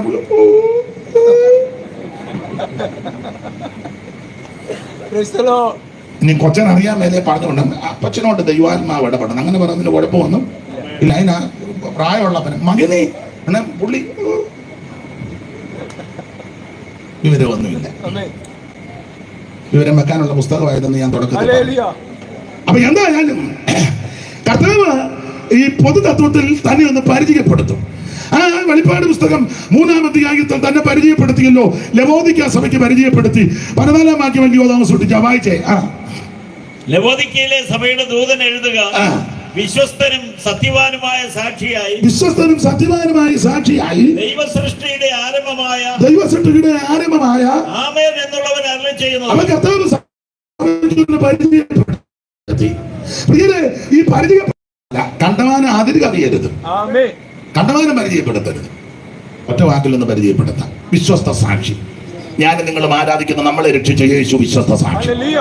2 ഈ പരിചയപ്പെടുത്തി. അതിനുശേഷം ഈ അഭിനന്ദനം. പക്ഷേ ലവോദിക്ക സഭയോട് അഭിനന്ദനം ഒന്നുമില്ല. ഉണ്ടല്ലേ പറയുള്ളൂ. പണ്ട് 2 പേര് യുദ്ധത്തിന് പോകാൻ നേരത്ത് പോയിച്ചു, ഞങ്ങൾ ശബരിയിലെ രാമത്തിൽ പോകാൻ ഞങ്ങളുടെ കൂടെ വരാമെന്ന്. കഴിച്ചേച്ചെങ്ങനെ വരികയെന്ന് പറയുന്നത്. ഓ, എന്നാ വന്നേക്കാം. അപ്പൊ ചോദിച്ചു, പ്രവാചകന്മാരും എല്ലാവരും ഉണ്ടോ? യോ ഉണ്ടോ? എന്നാ 400 എണ്ണം. യോ എന്നാ വിളിച്ചാൽ മുന്നേ എടുത്താൽ വരിക. കമ്പിക്കയിൽ കൊമ്പൊക്കെ ഉണ്ട്. ഇതൊക്കെ അവനിങ്ങനെ ഇളകി നിൽക്കുക. അപ്പൊ ചോദിച്ചു, ഞങ്ങൾ ശബരിയിലെ രാമത്തിൽ നടത്തിപ്പോണ്ട്. പുള്ളി പറഞ്ഞു, ഒരു കുഴപ്പമില്ല, വിട്ടുതൽ. അവൻ കൊമ്പ് കൊണ്ട് കങ്ങടെ തങ്കമ്മേ, പൂതക്കുടി തങ്കമ്മേ, കൊളക്കട കുഞ്ഞമ്മേ, കലയവര് അന്നമ്മേ. ഇത് നിങ്ങളാരും കേട്ടിട്ടില്ലേ? ഈ സെയിം ദൂത ML ജോർജ് കുട്ടി ആണോ? പിന്നെ ഇത് തന്നെയായിരുന്നു അഞ്ചൽ ജോർജ് കുട്ടി. ഇത് തന്നെ മിന്നൽ ജോർജ് കുട്ടി. 3 ജോർജ് കുട്ടിയായിരുന്നു. അഞ്ചലും ML-ഉം മിന്നലും കേട്ടിട്ടില്ലേ? അറിയാം. പുറകെ വന്ന് 399 ഉണ്ടോ? ഇത് തന്നെ. അപ്പം യഹോശാഫാത്ത് പറഞ്ഞ്, ഇവിടെ യഹോവയുടെ പ്രവാചകന്മാർ വല്ലതും ഉണ്ടോ? അന്നേരം ആകാ പറയാ, ഇനി ഒരുത്തനുണ്ടെന്ന്. അതാരാ? ഓ, അത് ആ ഇമ്ളയുടെ മകൻ മീഖായാവാ. അവനെ കിട്ടുമോ? ഓ, എനിക്ക് പുള്ളിയോട് വലിയ താല്പര്യമൊന്നും ഇല്ല. അങ്ങനെ പുള്ളി എന്നെ പറ്റി നല്ല ഒന്നും. എടാ, നല്ലത് ചെയ്താലല്ലേ നല്ലത് പറയുള്ളൂ. നീ കണ്ണ് കിള്ളി പൊളിക്കുമ്പോഴേ അവന്റെ അതിര് മാന്താനിരിക്കുക. നീ കണ്ണിൽ ഇരുട്ട് കയറുന്നത് വരെ നീ കുരുകൊപ്പിക്കുന്നവനാ. ഇതിനെ പറ്റി എന്നാ പറയാനാ? വീട്ടുകാർക്കും നാട്ടുകാർക്കും സഭക്കാർക്കും ദേശക്കാർക്കും അയലത്തുകാർക്കും ദോഷമൊപ്പിക്കുന്ന നിന്നെ പറ്റി എന്തോ നല്ലത് പറയാനാ. പക്ഷെ നല്ലതുണ്ടെങ്കിൽ കർത്താവ് പറയും. അതേപോലെ ഇമ്ളയുടെ മീഖായാവ്, എനിക്ക് പുള്ളിയോട് വലിയ താല്പര്യമില്ല. അതന്നെ, പുള്ളി എന്നെ പറ്റി നല്ലതുണ്ടെങ്കിൽ പറയും, നല്ല കാര്യം പറഞ്ഞിരിക്കും. ഇവിടെ ലവോദിക്ക സഭയ്ക്ക് അഭിനന്ദനം ഒന്നുമില്ല. പക്ഷെ സർദീസിലെ സഭയ്ക്കൊക്കെ അഭിനന്ദനമുണ്ട്. 3-4 എല്ലാ വാക്യവും എടുക്കാൻ നേരമില്ല. എങ്കിലും ഉടുപ്പ് മലിനമാകാതെ മലിനമാകാത്ത കുറെ പേര് ഉടുപ്പ് മലിനമാകാത്ത അത് അഭിനന്ദനമാ. ഞാനൊരു കാര്യം പറയാം, ബന്ധുക്കോസുകാരെല്ലാം ഒന്നും കൊള്ളുകയില്ലാത്തവരല്ല, ഇതിനകത്ത് ജീവിക്കുന്ന ബന്ധുക്കോസുകാരുണ്ട്. മര്യാദയ്ക്കും മാന്യമായിട്ടും അന്തസ്സായിട്ടും ദൈവഭക്തിയോട് വിശ്വസ്തയോട് ജീവിക്കുന്ന ബന്ധുക്കോസുകാരുണ്ട്. ഈ നല്ല രീതിയിൽ ജീവിക്കുന്ന എത്രയോ ഹൈന്ദവരുണ്ട്. ഒരു ഉറുമ്പിനെ പോലും കൊല്ലാത്ത ആൾക്കാരുണ്ട്. ഉണ്ടെന്ന് ഞങ്ങളുടെ അവിടുത്തെ ഒരു ശാന്തിക്കാരനുണ്ടാകും. അയ്യോ എന്തോ വിനയമാണെന്നറിയാമോ, ക്ഷേത്രത്തിലെ പൂജകളൊക്കെ കഴിഞ്ഞ് ആ മനുഷ്യൻ പോകുമ്പോൾ തന്നെ നല്ല വിനയമാണ്. നമ്മൾ സംസാരിച്ച ചോദിക്കാം, തിരുമേനി എന്താണ് ആ നിപ്പും, അയ്യോ എന്തോ വിനയം, ബഹുമാനമാണ്. പുള്ളി ആ സംസാരവും രീതി നല്ല മനുഷ്യനാണ്. അതേസമയം നമ്മുടെ ചില സെൻട്രൽ പാസ്റ്റർമാരെ ഒന്ന് കണ്ടേ, എവിടാ വീട്,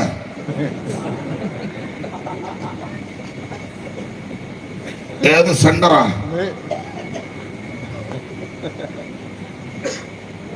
കോർഡിനേഷൻ ഉണ്ടോ? കാരണം ഈ കഴിക്കുന്ന മുഴുവൻ മൂരിക്കാളയും ഏട്ടക്കൂലിയാണ്, മയമില്ലല്ലോ. അടിച്ചു കയറ്റുന്ന മുഴുവൻ ഇതാ. ചില കത്തോലിക്കരായ ചില വൈദികരെ നിങ്ങൾ ശ്രദ്ധിച്ച് എന്ത് വിനയമാണ് സംസാരത്തിൽ. എല്ലാവരുടെയും കാര്യമല്ല, ഞാനൊരു കാര്യം പറയാം, എല്ലാ വിഭാഗത്തിലും നല്ല ആൾക്കാരുണ്ട്. മുസ്ലിങ്ങളായ പ്രിയപ്പെട്ടവരുടെ നല്ല മനുഷ്യരുണ്ട്, ഹൈന്ദവരുടെ ഇടയിൽ നല്ല മനുഷ്യരുണ്ട്. ഞാൻ ഉപദേശമല്ല ഈ പറയുന്നത്, അതല്ല ഒരു മാനസിക പരിഗണനയും സ്വഭാവ വൈശിഷ്ട്യം എല്ലായിടത്തും ഉണ്ട്. അത് നമുക്ക് മടങ്ങി വരാം. അഭിനന്ദിക്കുന്നവരെ കർത്താവ് അഭിനന്ദിക്കേണ്ടതുണ്ട്, അഭിനന്ദിക്കും. അതായത് സർദീസ് സഭയെ അഭിനന്ദിച്ചു. ഉടുപ്പ് മലിനമാകാത്ത കുറെ പേര് സർവീസിലുണ്ട്. തോന്നിയാമാലക്കാരെല്ലാരും ഒന്നും മോശമല്ല, നല്ല ആൾക്കാർ ഈ ദേശത്തുണ്ട്. അതിന്റെ കൂടെ അതിരുവാന്തിയുണ്ട്. അപ്പനും അമ്മയ്ക്കും വെള്ളം കൊടുക്കാത്തവരും ഉണ്ട്. എന്നാൽ മാതാപിതാക്കളെ ശുശ്രൂഷിക്കുന്നവരും ഇവിടെ ഉണ്ട്. സഹോദരങ്ങളോട് മിണ്ടാത്ത വിദ്വാനും ഇതിനകത്ത് ഇരിപ്പുണ്ട്. കൈയൊന്നും പൊക്കണ്ട, അതിന് ഞാൻ കൈ പൊക്കാനല്ല പറഞ്ഞ്, അബദ്ധത്തിൽ നിന്നും കയറി. എന്നാൽ സഹോദരങ്ങളോട് നല്ല രീതിയിൽ ഇടപെട്ട് മാന്യമായിട്ട് ജീവിക്കുന്നവർ ഇതിനകത്തുണ്ട്. എല്ലാ കാലത്തും എല്ലായിടത്തും ആമൻ സ്വന്തം ഒരു ശേഷിപ്പുണ്ട്. അപ്പൊ അഭിനന്ദിക്കുന്നവരെ കണ്ടാൽ കർത്താവ് അഭിനന്ദിക്കും. അപ്പൊ ഇവിടെ ലവോദിക്ക സഭയ്ക്ക് അഭിനന്ദനം ഒന്നുമില്ല. പരിചയപ്പെടുത്തി, 2 അഭിനന്ദനം, 3 ആക്ഷേപം. അതാണ് ആ 15-ാം വാക്യം ഒന്ന് വായിച്ചോ. ആക്ഷേപം, നീ ഉഷ്ണവാനല്ല ശീതവാനുമല്ല, ശീതവാനോ ഉഷ്ണവാനോ ആയിരുന്നുവെങ്കിൽ കൊള്ളായിരുന്നു. ഇങ്ങനെ ശീതവാനുമല്ല ഉഷ്ണവാനുമല്ല ശീതോഷ്ണവാനാകിയാൽ നിന്നെ എന്റെ വായിൽ നിന്ന് ഉമിണ്ണുക. ശ്രദ്ധിക്കുക, കർത്താവ് ആക്ഷേപിക്കുക. അതാ 15-ാം വാക്യം, നീ ശീതവാനുമല്ല ഉഷ്ണവാനുമല്ല. ഞാനൊരു കാര്യം പറയാം, ഇതെന്താ പറഞ്ഞാൽ ഇത് ശീതവാനാണോ ഉഷ്ണവാൻ രണ്ടുമല്ല. എടാ നീ പെന്തിക്കോസ് ആണെങ്കിൽ ക്ലിയർ പെന്തിക്കോസ് ആയിരിക്കണം. മനസ്സിലായോ? ആ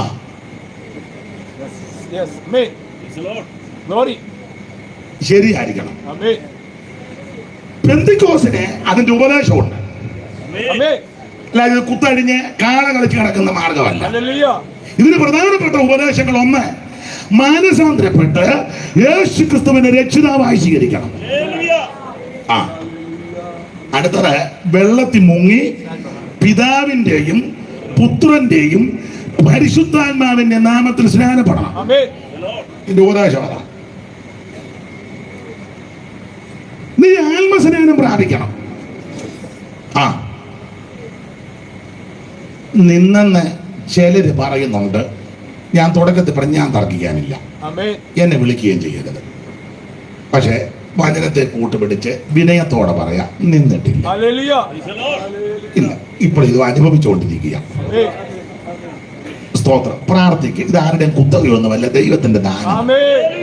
ഇത് കുമ്പനാട്ടെ ബംഗ്ലാവിൽ നിന്ന് കൊടുക്കുന്ന ഒന്നുമല്ല.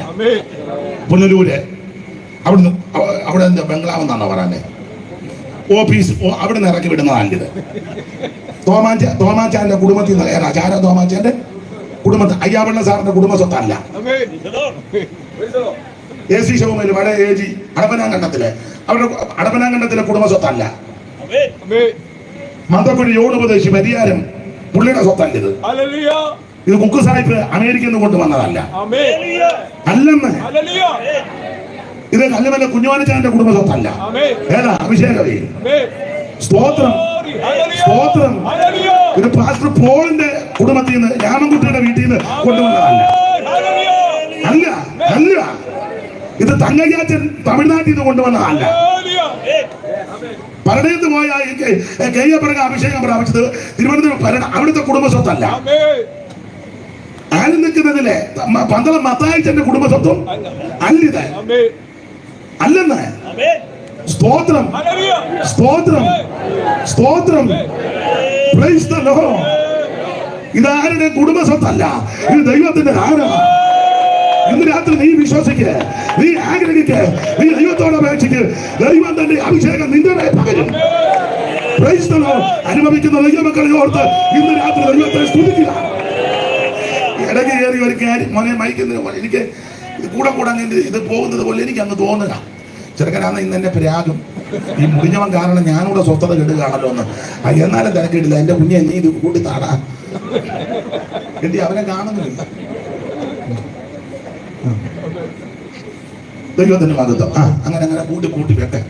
ദൈവത്തിന്റെ മകത്വം. വേറെ അവനിങ്ങനെ കാണുമെന്നാ തോന്നുന്നത്. അപ്പൊ ശ്രദ്ധിച്ചേ, ഇത് ആരുടെ കുടുംബ സ്വത്തല്ല, ഇത് ദൈവത്തിന്റെ ദാനമാണ്.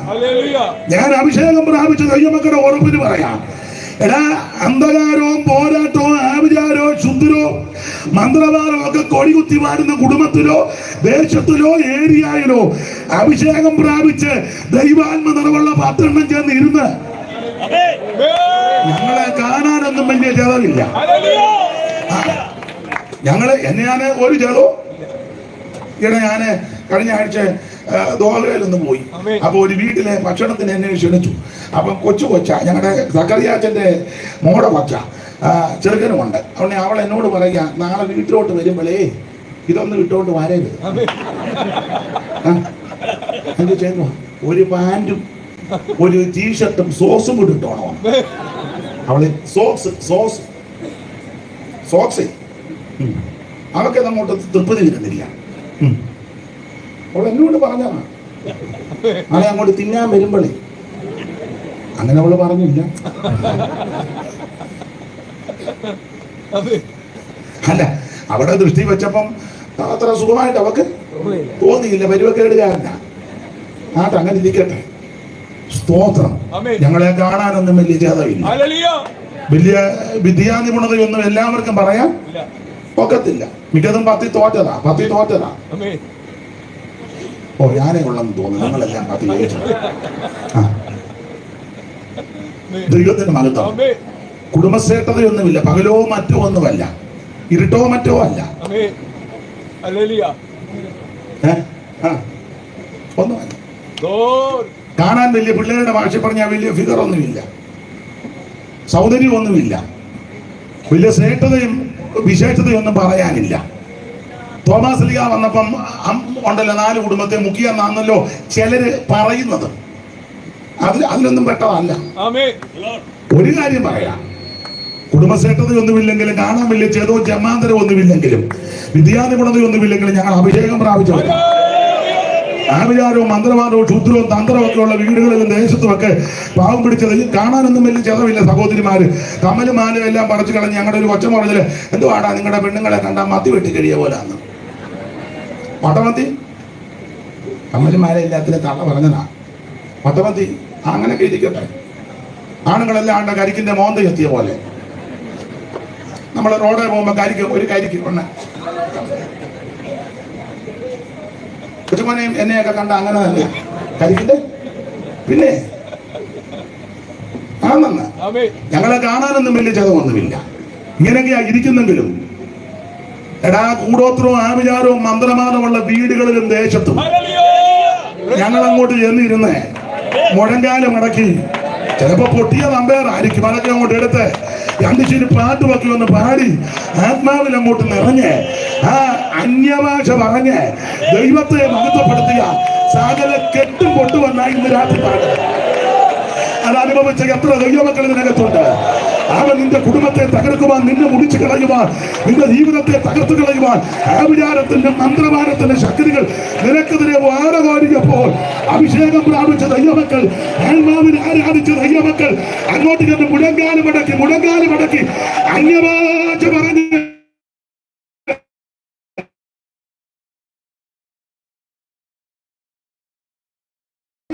സകല ബന്ധനങ്ങൾ പഠിക്കുവാൻ, സകല കെട്ടുകളെ പൊട്ടിക്കുവാൻ കാര്യമുള്ള ദൈവാത്മാവിന്റെ വ്യാപാരം.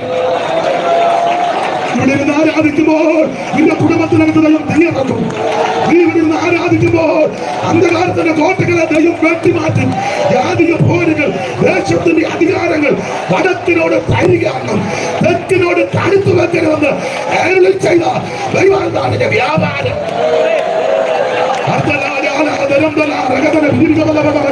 അനുഭവിക്കുന്ന ദൈവമക്കൾ ഇന്ന് രാത്രി ദൈവത്തിന്റെ സാത്താന്റെ കത്തുകളെ പ്രത്യക്ഷനായ ദൈവത്തിന്റെ ശക്തി ഓ ദൈവത്തിന് മഹത്വം, മഹത്വം, ദൈവത്തിന് മഹത്വം, ദൈവത്തിന് മഹത്വം, ദൈവത്തിന് മഹത്വം, ദൈവത്തിന് മഹത്വം, ദൈവത്തിന് മഹത്വം, ദൈവത്തിന് മഹത്വം. കരമയ്യാത്ത ദൈവത്തെ സ്തുതിക്കും. ഞാന് കുറച്ചുകൂടെ പ്രസംഗിക്കണമെന്ന് എനിക്കുണ്ട്. ഞാൻ നോട്ടുമൊക്കെ തയ്യാറാക്കിയാ വന്നത്. കാരണം ചിലത് ഓർത്തിരിക്കത്തില്ലല്ലോ. എങ്കിലും 9 നമ്മുടെ കണക്ക്. ഇപ്പൊ 9:15. ഞാനങ്ങ് നിർത്താം. ഇനി വേണോ? ഓ, ഇത് മതിയായിരിക്കും. എത്രയായി? ഇനി ഇച്ചിരി കൂടെ എടുക്കണോ?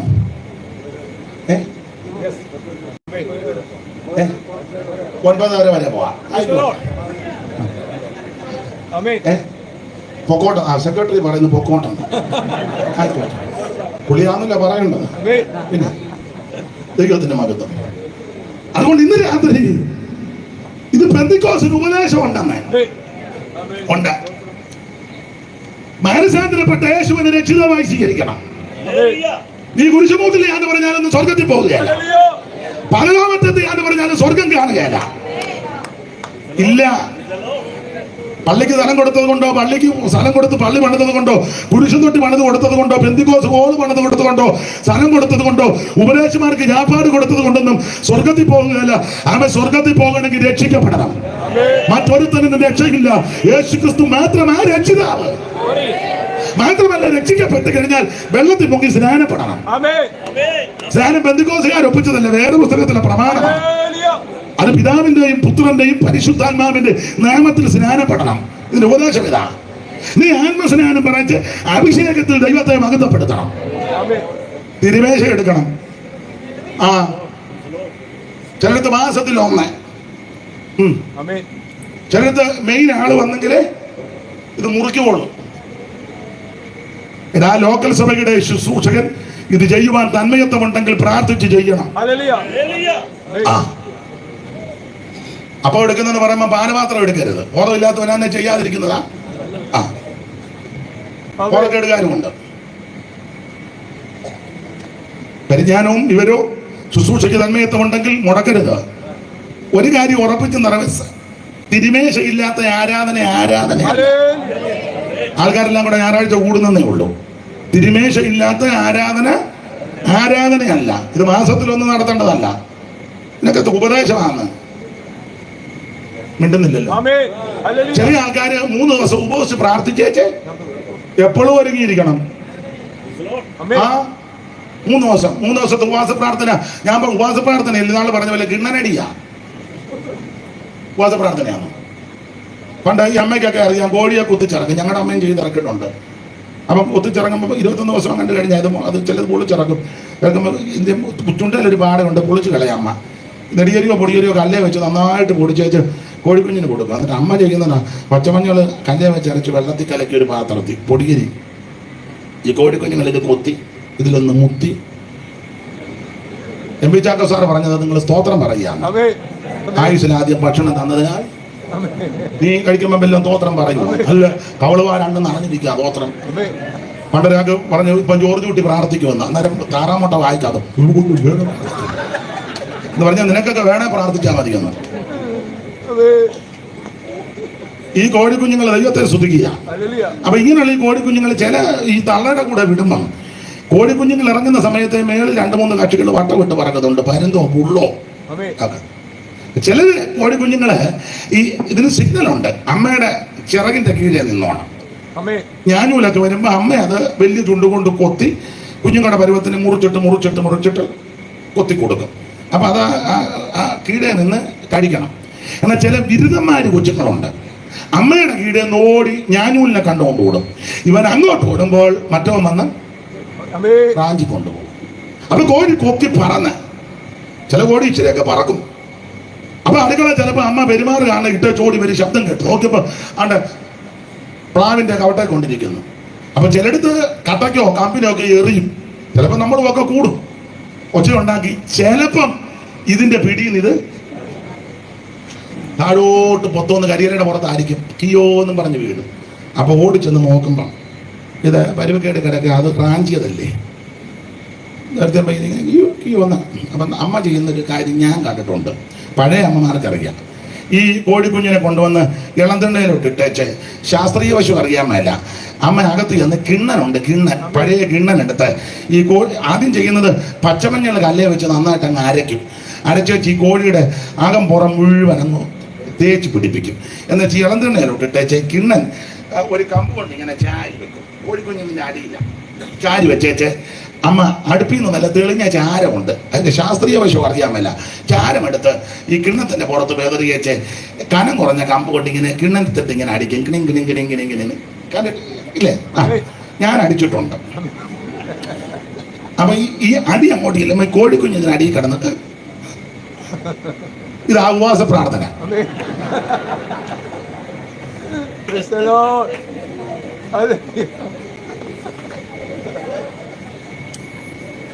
എവിടെയോ ഒക്കെ നീ പോയി നിന്നെ പരുന്ത് റാഞ്ചിയതാ. നിന്റെ ഇരിപ്പ് കാണുമ്പോ അറിയാം. 1-ാം തീയതി മുതല് 27-ാം തീയതി വരെ നീ അതിലെ 28 കെട്ട് മാമോദിസ, അടിയന്തരം, ജാകാല, ഉണ്ണിയപ്പം, നെയ്യപ്പം, പാച്ചോറ്, പിന്നെ പല പല പല കാര്യങ്ങൾക്ക് പോയി, അതിനും ഇതിനുമൊക്കെ പോയി ഒത്തിരി പോയി ഇരിപ്പ് എനിക്ക് മനസ്സിലായി നിന്നെ റാഞ്ചിട്ടുണ്ടെന്ന്. ഞാൻ വന്നപ്പം മുതൽ നോക്കുക, മിക്കതും റാഞ്ച് കൊണ്ടിരിക്കുക. 1 മുതൽ 27 വരെ പുള്ളു പിടിച്ചതാ, അല്ലെ പരുന്ത് പിടിച്ചതൊക്കെയാ. അപ്പൊ 27-ാം തീയതി പാസ്റ്റ് പറയും ഈ മാസം ഒടുവിൽ നമുക്ക് കിണ്ണനടിയുണ്ട്, 3 ദിവസം കിണ്ണനടി. അപ്പോൾ ചോദിക്കും, പാസ്റ്റർ ഇപ്രാവശ്യം ആരൊക്കെയാ കിണ്ണനടിക്കാൻ? അപ്പൊ കണ്ണൂരിൽ നിന്ന് ഇളക്കുന്ന ഒരാള്, അതാ പുള്ളി വന്നടിക്കുമ്പം ഇതാ കിണ്ണനടി.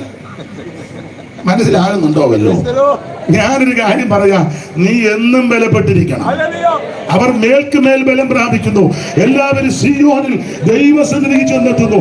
ഇത് മാസത്തിലൊന്നോ 2 മാസം കൂടുമ്പോഴോ പ്രധാന ഉപദേശകന്മാർ നടത്തുന്ന നല്ല തിരുമേശ കൂടി വരുന്ന സമയത്തല്ല, സമയവും സന്ദർഭവും നോക്കി പരിജ്ഞാനത്തോട് ഈ ശുശ്രൂഷ ചെയ്യുന്നത് ആ തിരുമേശ. തിരുമേശയില്ലാത്ത ആരാധന അല്ല.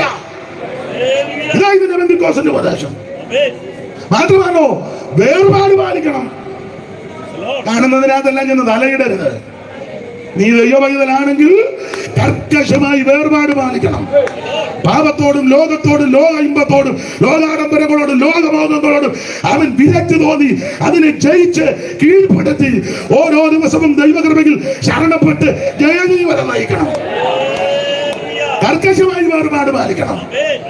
പ്രാർത്ഥനയിൽ പോരാടണം, കൂട്ടായ്മ ആചരിക്കണം.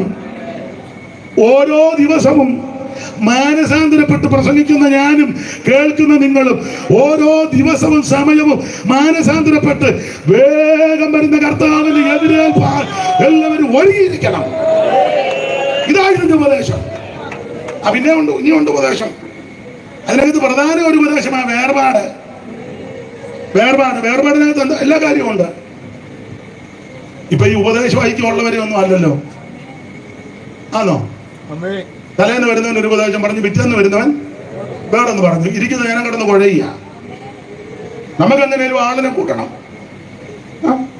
ഞാന് ഈ പെട്ടിക്കോസുകാരോട് പറയാം, തോന്നിയാമല്യം കൂടെ ആമല്ലോ, നല്ല ഏറ്റ സ്ഥലമാണ്. ആഭരണം വിടുന്നത് തെറ്റാണോ ശരിയാണോ എന്ന് നേതാക്കന്മാര് തീർത്ത് പറയാൻ പറയണം. ഇവരെല്ലാം ചുമ്മാ ആവണക്കണ്ണെ ബാക്കി ഞാൻ പറയുന്നില്ല.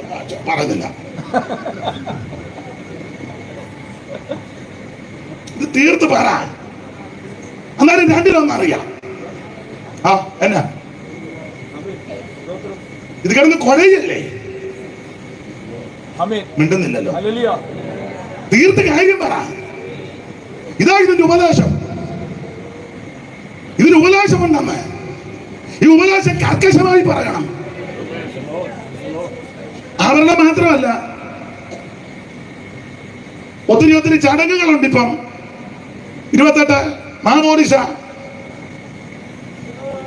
സപ്തതി, ഷഷ്ടി, ബർത്ത്ഡേ, വെഡിങ് ആനിവേഴ്സറി. വെഡിങ് ആനിവേഴ്സറിയുടെ ഒരു പ്രാർത്ഥന വെക്കെ. ദൈവമക്കൾ വന്ന് പ്രാർത്ഥിക്കട്ടെ. ദൈവദാസന്മാര് ശിരസി കൈവച്ച് പ്രാർത്ഥിക്കട്ടെ. കുഞ്ഞുങ്ങൾക്ക് 1 വയസ്സ് ദൈവം കൊടുത്ത ഒരു പ്രാർത്ഥന വെക്കെ. ദൈവദാസന്മാരെ കുഞ്ഞുങ്ങളുടെ ശിരസി കൈവച്ച് പ്രാർത്ഥിക്കട്ടെ. ദൈവമേ, അനേകര് കുഞ്ഞുങ്ങളില്ലാതെ ഭാരപ്പെടുമ്പോൾ ദൈവം എനിക്ക് തന്ന അവകാശം ആ ദോഷം വരുത്തരുത്. പ്രാർത്ഥിക്കേ. വേർപാടിന്റെ ഉപദേശമായത്. അതുകൊണ്ട് കർക്കശമായി വേർപാട് പാലിക്കണം. വേർപാട് പാലിക്കാൻ ഒക്കത്തില്ല. ലോകത്തോടും പാപത്തോടും ലോക ആഡംബരങ്ങളോടൊക്കെ കർക്കശമായി വേർപാട് പാലിക്കണം. എല്ലാത്തിനുപരി കർത്താവിന്റെ വരവിനൊരുങ്ങണം. യേശു വരാറായി. യേശു വരാറായി. തനിക്കായി കാത്തു നിൽക്കുന്ന വിശുദ്ധന്മാരെ ചേർക്കാൻ യേശു വരാറായി. എന്നെ കേൾക്കുന്ന പ്രിയരെ, ആരും കൈവിടപ്പെട്ടു പോകരുത്. ആരും ചതിക്കപ്പെട്ടു പോകരുത്. ആരും കൈവിടപ്പെട്ടു പോകരുത്. ജയിക്കുന്നവനെ കൂടെ ഇരുത്തും. എന്തിനെയൊക്കെ ജയിക്കണമെന്ന പുസ്തകത്തിലുണ്ട്. കള്ളയപ്പോസ്തലന്മാരെ ജയിക്കണം, നിക്കോലോവിയ ഉപദേശത്തെ ജയിക്കണം, ബിലിയാമിന്റെ ഉപദേശത്തെ ജയിക്കണം, ഇസബേലിനെ ജയിക്കണം. യഹൂദനല്ലാതിരിക്കെ യഹൂദനെന്ന് കളവായി പറയുന്നവരെ ജയിക്കണം. സ്തോത്രം. ആമേൻ. ഇങ്ങനെയുള്ള വിഷയങ്ങളൊക്കെ ജയിക്കുന്നവന് അവിടുത്തോട് കൂടെ ഇരുത്തും. ആമേൻ. ലവോദിക്ക സഭയോട് പറയാൻ, നിങ്ങൾ ജയിക്കണം. ജയിക്കാനുള്ള ഒറ്റ മാർഗമേ ഉള്ളൂ, ജയിച്ചവന്റെ കൂടെ നിന്നോ. ആരാ ജയിച്ചവൻ? യേശു ക്രിസ്തു. എന്തിനെ ജയിച്ചു? അവിടുന്ന് എല്ലാത്തിനെയും ജയിച്ചു. ഇവിടെ വന്ന സകല ആൾക്കാരും ഒടുവിൽ തോറ്റാ പോയത്. ജീവിച്ചപ്പോ ഒത്തിരി കാര്യത്തിലൊക്കെ ജയിച്ചു. എല്ലാവരും ജയഭേരി മുടക്കി നിന്നു. പക്ഷെ അവൻ പോയപ്പോ സകല എണ്ണം തോറ്റ് തുന്നം പാടിപ്പോയി. എങ്ങനെ തോറ്റു? മരണം വന്നപ്പോ തോറ്റു. സകല എണ്ണത്തിനെ മരണത്തിന് തണുത്തകരമെന്ന് തപ്പിയപ്പോൾ മരണത്തിന് അടിയറവ് പറഞ്ഞു. പലരും മണ്ണോട് മണ്ണായി.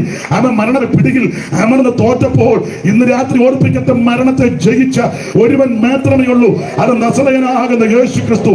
അവിടെ നിന്ന് ഉയർത്തു ജീവിക്കുന്നു. ഇന്ന് രാത്രി എന്നെ കേൾക്കുന്ന പ്രിയരെ, ആര് ജയിക്കണമെങ്കിൽ ജയിച്ചവന്റെ കൂടെ നിൽക്കണം.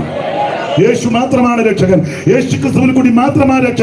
മറ്റൊരുത്തനും രക്ഷയില്ല. ആ രക്ഷ കരസ്ഥമാക്കി അവൻ വിശ്വസ്തനും വിശുദ്ധനുമായി ജീവിച്ച് ജയജീവിതം നയിച്ച് വേഗം വരുന്ന കർത്താവിനെ എതിരേൽപ്പാൻ ഇന്ന് രാത്രി കൂടപ്പെട്ട ഏവർക്കും ദൈവം കൃപ ചെയ്യട്ടെ എന്ന് ആശീർവദിച്ചും പ്രാർത്ഥിച്ചും എന്നെ ഈ ശുശ്രൂഷയ്ക്ക് ക്ഷണിച്ച ഈ മാന്യസഭാ ശുശ്രൂഷകൻ ചുമതലപ്പെട്ടവർക്ക് നന്ദി ചൊല്ലി എന്റെ വാക്കിൽ നിന്ന് ഞാൻ വിരമിക്കുകയാ. ഒത്തിരി കാര്യം പറയേണ്ടതുണ്ടെങ്കിൽ ഇത്രയും സമയം നിങ്ങൾ എന്നെ കേട്ടിരുന്നതിന് നിങ്ങളോട് നന്ദി, ദൈവത്തോട് നന്ദി. 9 കണക്കെങ്കിലും 9:30 വരെ എടുക്കാൻ ഈ ബഹുമാന്യ ദൈവദാസന്മാരും കൂടെ അനുവദിച്ചു, സെക്രട്ടറി അനുവദിച്ചു. നന്ദി. എല്ലാവരും ദൈവം അനുഗ്രഹിക്കട്ടെ. നമുക്ക് 2 ശീൽ പാട്ട് പാടി അങ്ങ് വരിക. നാളെ വൈകിട്ട് ഇവിടെ ഇങ്ങനൊരു യോഗമില്ലല്ലോ, ഇല്ല. അപ്പോൾ ഏതായാലും വന്നതാ. പണ്ടൊരു തള്ള പറഞ്ഞു, വലിയ ഏതായാലും മാങ്ങ നരകത്തിൽ എന്നാ കുറിച്ചിയും കൂടെ ചൂടാം എന്ന് പറഞ്ഞ പോലെ നമുക്ക് 2 ശീൽ പാട്ട് പാടി ദൈവത്തെ ഒന്ന് മഹത്വപ്പെടുത്തിയേച്ച് ഇന്ന് രാത്രി തിരിച്ചങ്ങ് പോകാം.